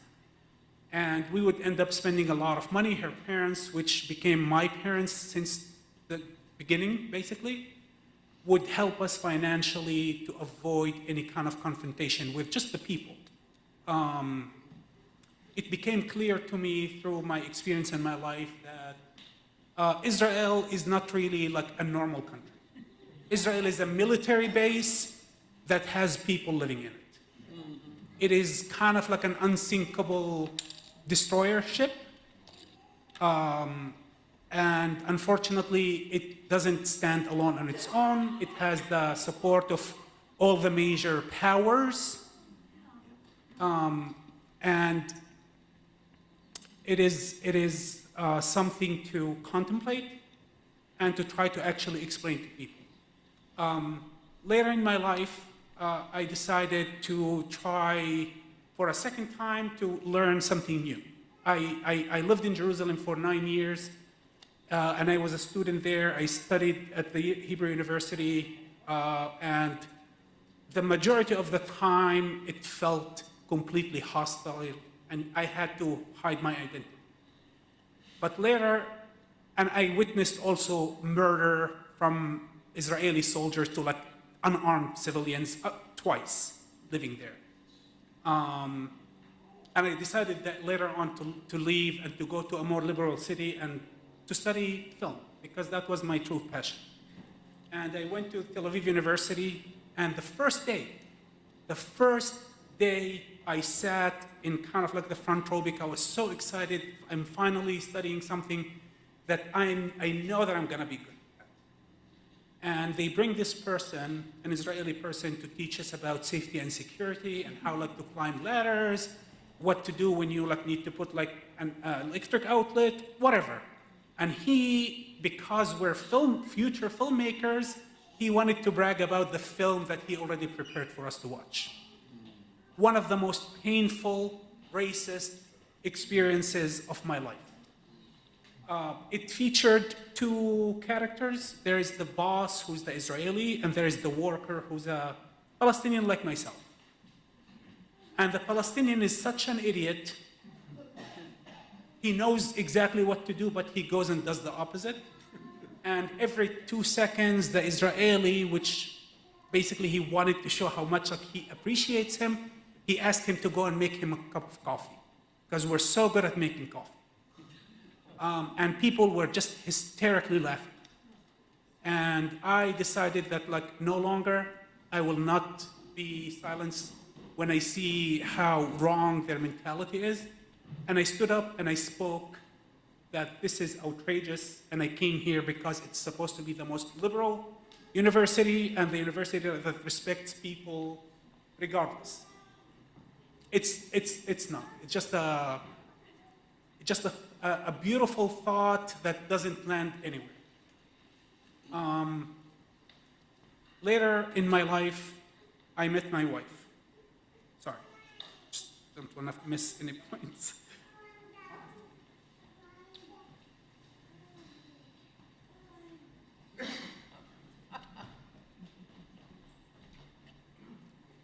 Yeah. I'm not going to talk that much more because I think that those are basically the main things that I want to talk about. But there's one last thing that I always struggle to kind of swallow, where I speak Hebrew fluently. I speak Hebrew better than a lot of people who were born and raised there. And I can speak it with the local accent as well. So for me, it was always easier, to kind of like hide my identity, because a lot of the times I had to hide my identity. I wasn't proud of it, but before 2008, when somebody tells me, oh my God, you don't look and sound like an Arab, actually I thought that it was a compliment. And people say that all the time. Oh my God, you don't look like an Arab, you don't sound like an Arab. Yeah, because I'm a Palestinian, I'm not just an Arab. That's how proud I am to be a Palestinian.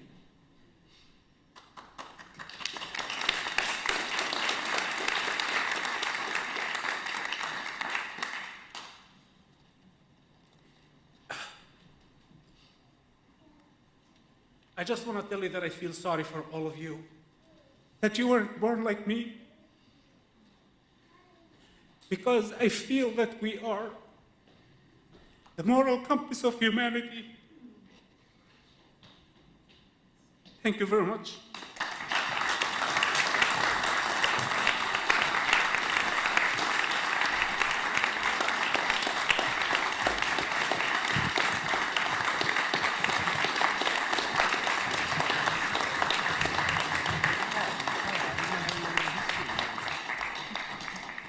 I told you. Thank you, Thea. Thank you very much. God, I can't even think straight. This is so moving.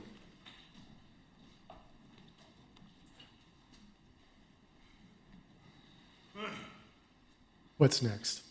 I had it in my mind when I was listening, and I'm totally a blank. Linda, set us back on course. Well, here's the deal. We have an agenda, and I know what's on it, but the agenda says is that we're going to have questions and answers for 15 minutes. I just also want to say that I'm a school teacher, so I know that I'm not at school and y'all are not my students. And I also know that what I say is not what goes, but that we have to decide actually what we put together if we want to follow the program or if we want to change things, right? Because we have learned a whole lot this afternoon, and as was predicted in some of our planning meetings, we've gone over time a whole lot more than we thought we would. Big surprise. So I just want people to think about that a second. But here's the plan. The plan is questions and answers. And then the next part of the plan is that we go into breakout groups. As a teacher, I really think breakout groups are very important because I think that what we remember is not so much what we've heard, but what we hear ourselves say. And so the ability to debrief in smaller groups is something that I think is extremely important. But like I said, my younger sister always said, I'm not the boss. So we need to decide, actually, I would say, if we want to go to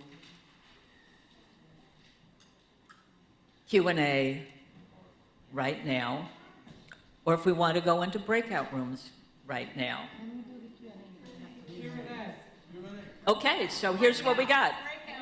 Okay, so I'm looking at everybody's face, and I see that some people want to go to Q&A and some people want to go to breakout rooms, and we actually have a procedure where we find out how many people want to go to Q&A and how many people want to go to breakouts. Surely you've heard of this. How many of you want to go to Q&A right now? You can raise your hand. And how many of you want to skip the Q&A and go to breakout rooms? And there we got it. Thank you very much.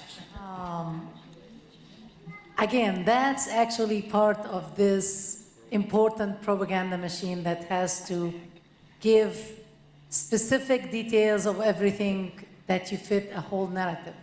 As I said, Hamas, is presented here in a simplistic, language where you have a construct that is very easy to attack, and then you don't have to have any conversation over it.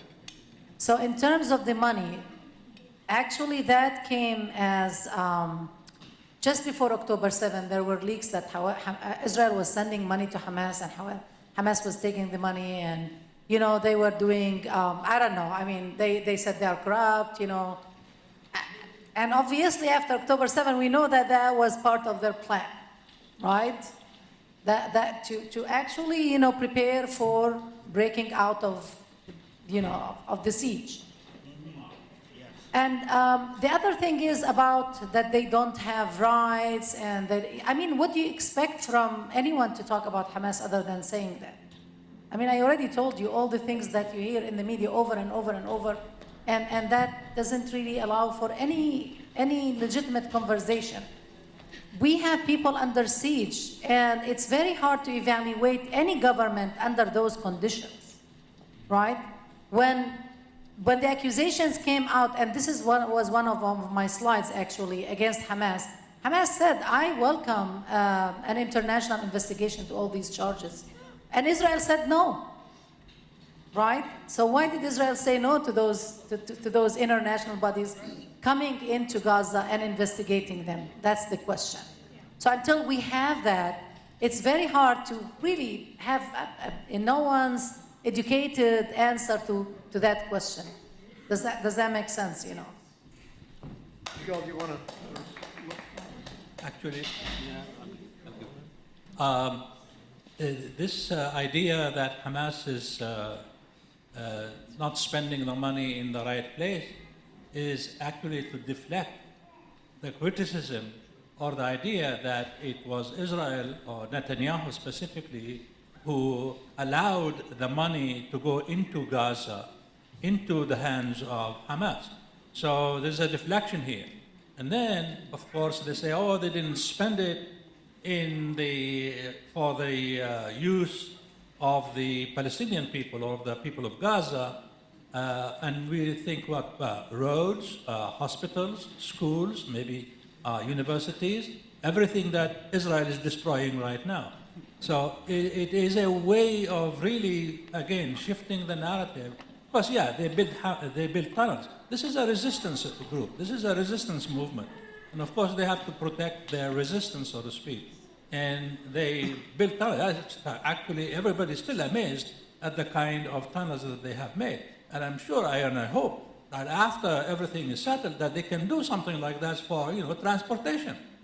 They've been able to do something unbelievable.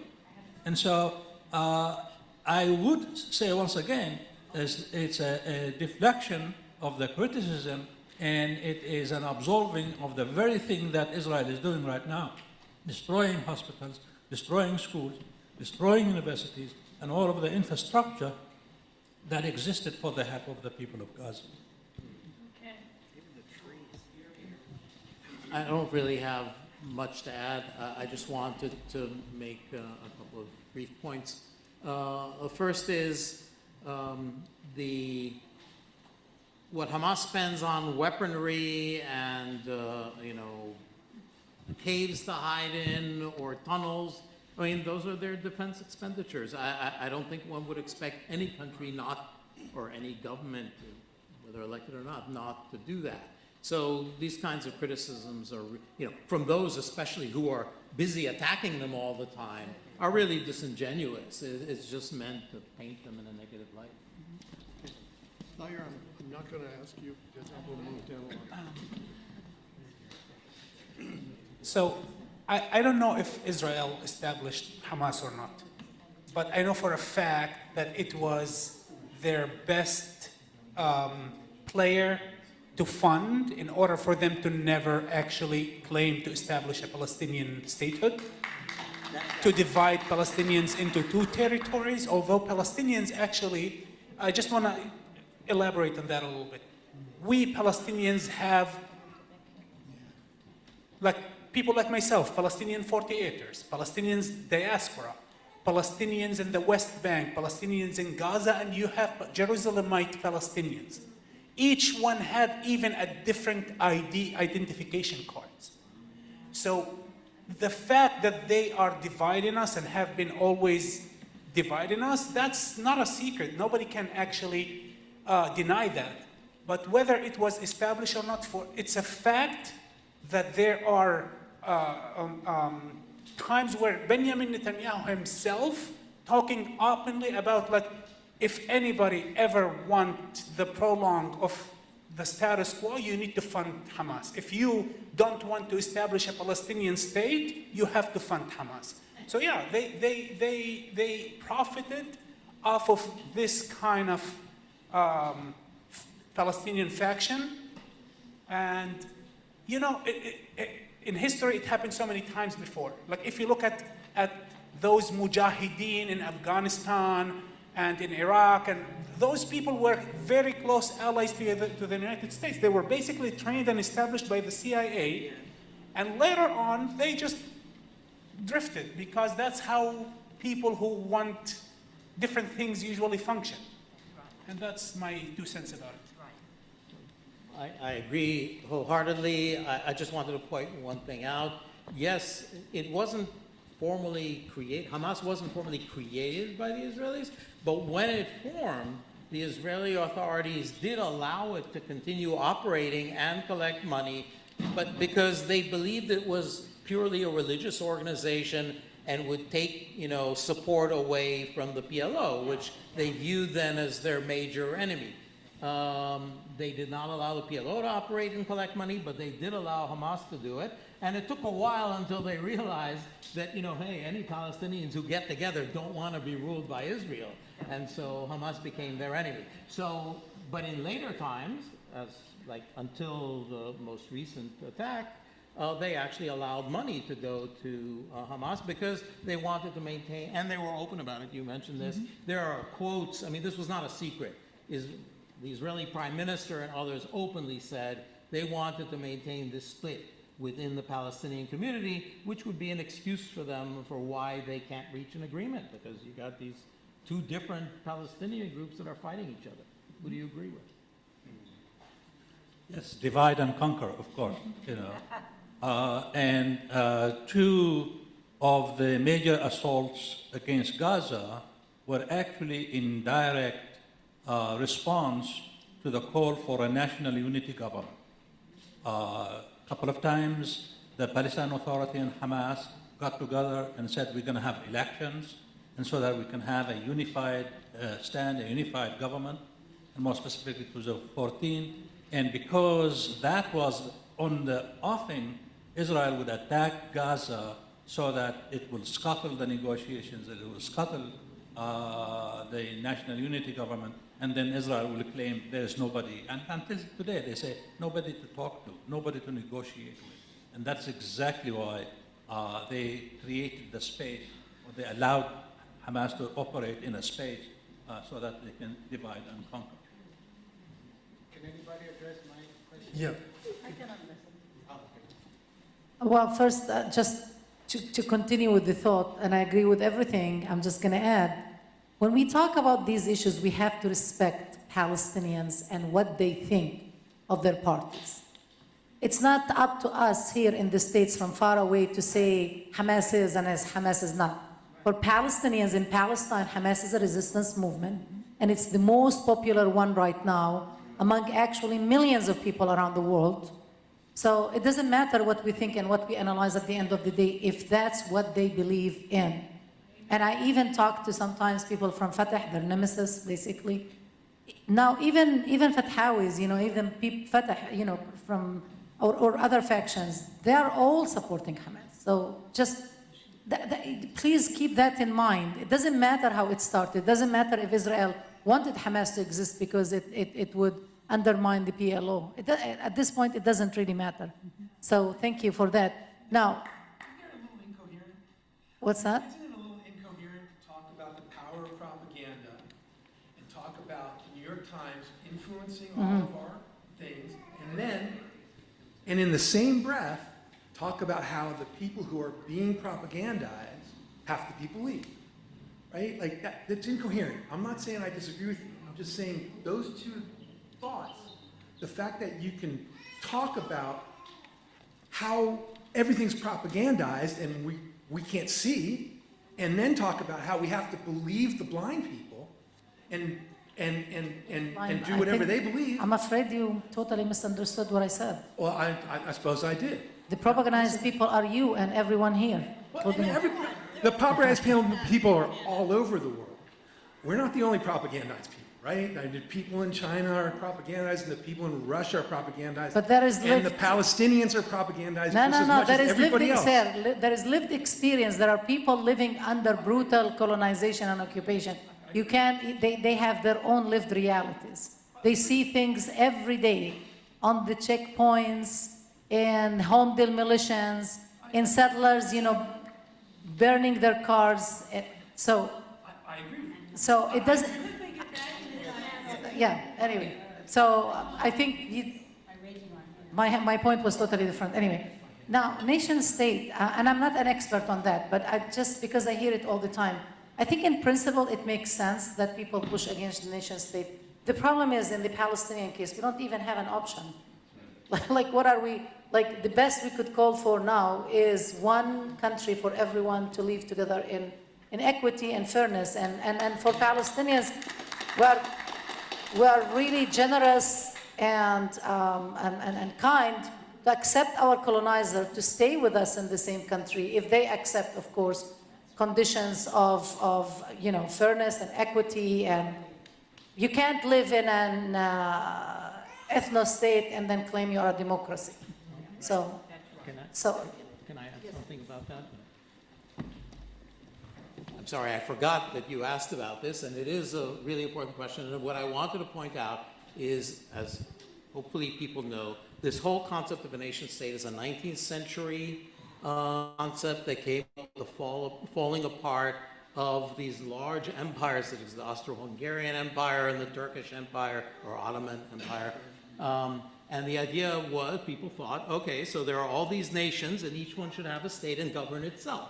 But in fact, if you look, this has never really happened. I mean, the US is not a nation state. What's the American nation, right? I mean, it's people from different places. But America, you could say, many people think is an exception. But just look at Europe. Have you been to Hungary? I mean, there are the Italian-speaking part of Hungary and the German-speaking part of Hungary, right? I mean, all those countries are not really nation states. It's never been a real thing. And I think what supplanted it in most people's mind is the liberal concept of a state of citizens, right? So all the people in France, whether they're, you know, some Basques maybe in the south and Bretons right in the west, right, and whatever, they're French citizens, and that's what makes them part of that country. And the Israelis are living in some, you know, romantic past where they think they'll have the nation state of the Jews when 20% of the people are not Jewish, right? And all that means is they're trying to impose, right, their desires on. Thank you. Okay. Can I just, want to just say something small regarding the question or the comment. Okay. Trying to brand it as this government's problem or this government is more extreme than other ones just doesn't cut it. The fact that it was established on cleansing 750,000 Palestinians in 1948, and the fact that the most peace-loving Israeli prime minister who was assassinated was infamous of break their bones tactic during the first Intifada, and the fact that it's always been about white supremacy first. Before Judaism, before being Semite, it is about being European and continuing to be European. The fact that they, until today, participate in Eurovision, participate in soccer leagues with Europe, it shows a lot about the mentality of that place since the beginning until today. Let's address the media part of that, the last one. Thank you very much for that comment. So when we do studies of media representation, we can't take one or two exceptions. We usually have to look at a trend, a pattern. So we take a look at how things have been happening. And so you are absolutely right, because there are, few, good reporting that comes, from every often, right? Including the New York Times and including even CNN, actually, especially CNN International. They had some really good, excellent reporting, but unfortunately it doesn't reach the United States. Usually CNN International does it. But when you look closely also to those exceptions, if you are in the field of critical media analysis, then there are things that because we look a lot, that we can identify as very problematic. And Thaer just pointed out to a very important one, which is the whole article is trying to label the government as a fringe in the society, as the problem, right? The Netanyahu government, I mean. or those radicals in society, and not look at the whole, as he said, the whole establishment of the state. But also, I'll give you other examples.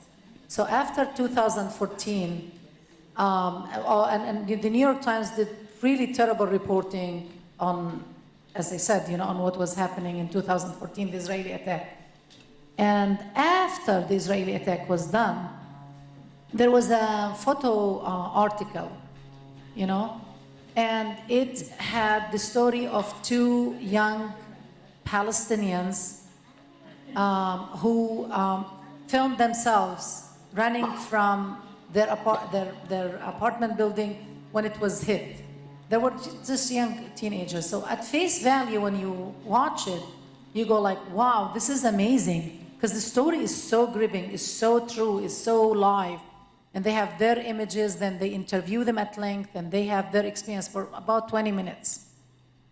But there was something about it. I had to repeat it to see what was wrong. They never mention Israel in the in that article. They never mention Israel, as if someone shelled their apartment building, if someone killed their neighbor, And then I said, okay, interesting. Let me see if they did something on the Israeli side. So there was another story on some of the victims from the kibbutzes, around Gaza, from the shelling, the Hamas shelling. And it was interesting because every few sentences, Hamas shelled, Hamas demolished, like the language is totally different. The perpetrator is named. It's very clear. It's mentioned over and over, so you are 100% sure who did that. In the Palestinian story, you're not really sure who did all of this. So can I mention something else? So there was another excellent article in the New York Times last week, and that article was about the way the LAPD dealt with the UCLA encampment. And in that article, they viewed, what did they say, like 100 videos or 1,000, like a huge number of videos, and have excellent conclusions that LAPD just watched as the pro-Israeli, the Zionist protesters or counter-protesters were attacking the camp, were hitting people, were using... Excellent article. There was only one problem that, again, falls into the same narrative and framing. They said, we don't know who the counter-protesters were. We can't identify their allegiance or which party they represent. And on top of that, they say they were wearing Israeli T-shirts, holding Israeli flags, and they played the Israeli national anthem and the Israeli military song. They have a song, children's song, about going and basically, destroying Gaza. Mm-hmm. Yeah, but they still said, we don't know who the counter-protesters represented. You are absolutely correct on everything you said. Believe me when I tell you I'm in full agreement. But there is nothing in the history of anything I've ever seen in the New York Times. The read is an hour and 17 minutes. It is an extraordinary expose. It goes through everything. It talks about how Israel has been taken over by terrorists. It slams Israel from beginning to end. And I really do believe, considering your amount of integrity, I think you would be very pleased with it. No, I agree with you. There are exceptions, of course. There is so much you can hide, right? And also we have to understand the dynamics. So something I didn't mention in my presentation, as I said, I have a lot of materials, including what you said there about who wrote the article. So one thing is what we call political economy of production. So you look actually deeply at the organization itself, who funds the organization, who works at it. And there was a revolution among the New York Times staff when they did the rape article, for example. There was a revolution. They actually, the labor movement, the union, which represents, I think, 1,800 workers at the New York Times. The New York Times is a huge organization, by the way, as if we take, taking into consideration how media organizations are dying, basically. So for their union to actually call for a strike because they had been cracking down on the rights of Arab and Muslim and what they call Middle Eastern, reporters, also impacts their decisions. So eventually they are forced to change that. But there was a leak, that a few months ago, they also the senior reporters sent memos telling their reporters not to use certain terminology, including Palestine, including refugee camps. Well, you have to look at, yes, we welcome any change in reporting, the positive aspect of reporting, but we are still vigilant that they call it the newspaper of the day. I call it the Zionist newspaper of the day. Yeah. This is not, I'm not speaking as a. Yes. I'm just saying that this article, when you read this article, you will be amazed that it was on the front page. By the way, it's in the New York Times Magazine. So I Yeah. believe it published. Yes, my friend actually sent it to me. I It's suspended but thank you so much. I get your point. Yes, we celebrate the fact that people are resisting and they penetrate those stories. Eventually they have to report on them. Like Hadil al-Tahdouh, eventually they had to do a report on her story. Yes, I take your point. Thank you. Okay. Okay. Now, Cheers. I've been to Gaza also to attend the funeral of one of my students who was killed by the Israeli army. I've been to Gaza several times, and it was deplorable. Some of the pictures you see before and after, of course, there's glorifying and show Gaza as beautiful. But, refugee camps are refugee camps. Some of them are very undeveloped, and nobody wants to live there. And so it is, I've been there. There is a beauty to Gaza. And there is a beauty, of course, there's a... Especially if you live in Santa Monica, because it's very close to our flora, Yeah. fauna, and the way it's built on... My relatives are farmers, and we used to go to their hot houses and all. Yeah, definitely.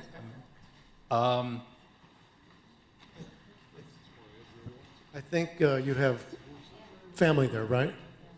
When was the last time you went? I'm just curious. Some time ago, yeah. Because no one now can go to Gaza after the siege. So my trips to Gaza were before the siege as a Palestinian. I've been to Gaza from Yeah. 2009 to 2014. Oh yeah, because you're an American citizen, so. But I have the West Bank ID, so it's impossible actually. And when I went before the siege, I had to have a special permit to enter Gaza. Actually, I once was detained for a few hours because I was working with the British Council at that time, and we had a meeting in Gaza, and they all went in because they all had British passports except me.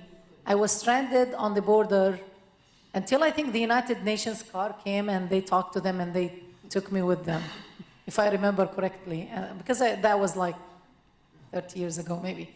Anyway, but I do have family. I lost actually 16 members of my family, 13 in Gaza and 3 in the West Bank and Jerusalem. And I'm in constant contact with them. And it's amazing, I think, that people now who lived in refugee camps in really poor conditions, let's call them, if not terrible, now they say, I wish I could go back to my home. I mean, the sadness of just that, like when I hear them say that, like, oh my God, we reached this point of deprivation and violence that people wish they could just go back to living in a refugee camp, because their situation is way worse than living in a refugee camp. By the way, Gaza is 147 square miles, which is almost exactly half the size of the San Fernando Valley. So imagine roughly 2.5 million people in half the size of the San Fernando Valley receiving, this is according to B'Tselem, the Israeli rights organization, human rights organization. Charles still here? Charles had, I believe it was the equivalent of 4 Hiroshima bombs dropped on it in 2014. Since October, it's at least twice that. Half the San Fernando Valley, one of the most densely populated places on earth. It's unimaginable what those people are going through. Forgive my editorializing, and thank you both for your responses. Let's go to Zoom. Thank you so much. I drove from San Diego, went to the demo, delivered a speech on behalf of the PAM caucus, which is from our union, and then now I'm going to my third one. Thank you, thank you. Thank you so much. Dyer. After this, unfortunately, I also need to leave. But what I wanted to say about the peace activism back in Israel, Palestine, there is a lot of organizing happening. Like I know an organization called Omdim Beyachad in Hebrew or Naqif Ma'an in Arabic, which translates to standing together, that they are working like all the time. But Excuse me, Thayer, could we have a little quiet in the back of the room, please? Sorry to intervene. I think personally that talking about peace is wrong. We don't need peace, we need liberation. Peace is basically a word that perpetuates the status quo, that makes the same thing happen over and over and over again, and eventually accusing Palestinians of the ones being stubborn and not wanting peace. So yeah, we want liberation. How about justice? With justice, you have peace. The man said, with justice you have peace. I think that's really key also. Anybody else want to comment on those questions? Peace groups in the Middle East.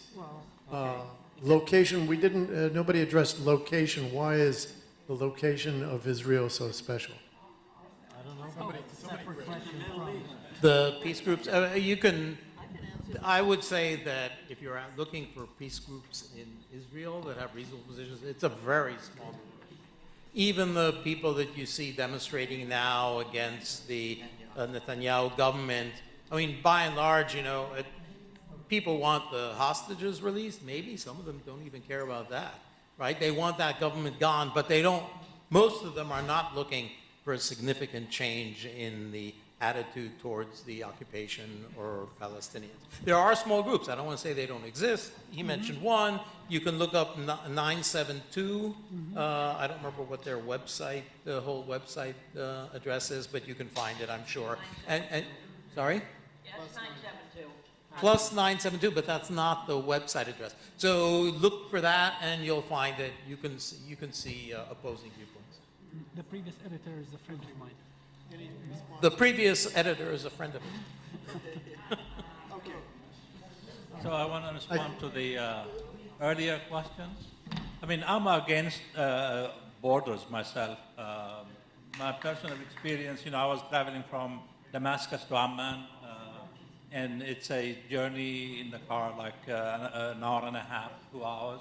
It took me 4 hours to cross the border. It's just, it's unbelievable. It's like I don't know, going to the moon. And then from Amman to Jerusalem, it's another, a couple of hours you'll be there. It took me a whole day. So yeah, I mean, why? And whenever I go, I'm an American citizen, like more than was a Palestinian. As a matter of fact, I never had a Palestinian citizenship because Jordan took over the West Bank and gave us, Jordanian citizenship. And so, but I was born in Ramallah, and so wherever you go in the Middle East, Ramallah is in Palestine, and so you're on a special status already. Whether in Tunisia or Algeria or others. I had gone to Damascus once as a Fulbright scholar, and I'm sitting here. Right next to me is the American attaché, it's an American official. And the Syrian guy is telling me, "Are you born in Gaza?" I said, "No, I'm not born in Gaza." "No, what the heck are you?" So everybody's afraid of Gaza. Even so, the borders issue is something that I don't want it. I would love to live in a world where you can travel and you can be in peace with everybody, and not to feel that you are being impinging upon another. And so, definitely, we look for that freedom, we look for that unity, we look for that equal opportunity for everybody. As far as Israel's location, it has, we're going to go back once again to 19th century mentality, to imperial mentality. Again, England really thought that they are going to be the imperial, where the empire never, the sun never sets. And so they wanted to maintain that forever. And so the Suez Canal was a very, very necessary passage to their crown jewel of the empire, India. And they don't want anyone, for the 19th century altogether, their foreign policy was based on not allowing anyone to come close to India. As a matter of fact, we know they created Afghanistan so that they can block the Russian Empire from coming down further to India. And they divided Iran in World War I. They divided between Russia and England so that nobody can come down again through the Persian Gulf towards India.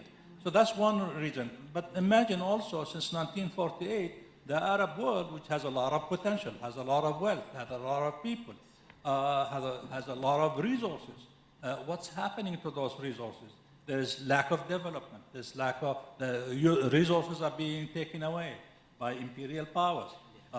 In 1902, the oil was discovered in Iran, and by 1914, England changed the fuel of its naval fleets to oil. And from that time onward, oil has been a strategic asset for, quote unquote, for these imperial powers. And so, 1952, they engineered, along with the Americans, engineered a coup in Iran, toppled Mossadegh for the purpose of the control of oil. So, yeah, I mean, Israel is playing a good card as far as Western powers in keeping the Arab world, the Middle East divided, afraid, you know, I want to build this dam over here. Hey, maybe Israel is going to come and bomb it. This reactor, this, that. Everything is, the calculations is Israel might come in and do away with it. And so they've been doing away with a lot of development and a lot of destruction. And the region lives in fear. And imagine, I mean, the idea of Arab unity, pan-Arabism that Nasser was expounding in the late 50s and early 60s was so threatening that they had England, France, and Israel had to come in and try to get rid of him in 1956, the Suez War. So it's really, that's what the divisiveness in the region that is created by the presence of Israel. Strategic region, a lot of resources, and so, yeah. So, served them very well. well, has everyone, if you want to take direct political action, here is an address to do it. This will be the Chief of Staff of Congressman Ted Lieu, a major promoter of this genocide in this district. Please write him and give him a piece of your mind, and that will be direct political action. Nate will put that up on the Zoom momentarily and up on the screen here. Please put it in your phone and send an email. Okay? Does everybody want to do that? Okay, then I think we will have taken something away from this, and we should follow up, as some of us has been, chasing Congressman Lieu to give us a response why he continues to promote this genocide. We who believe in freedom cannot rest. We who believe in freedom cannot rest until it comes. Sing it with me now. We who believe in freedom cannot rest. We who believe in freedom cannot rest until it comes.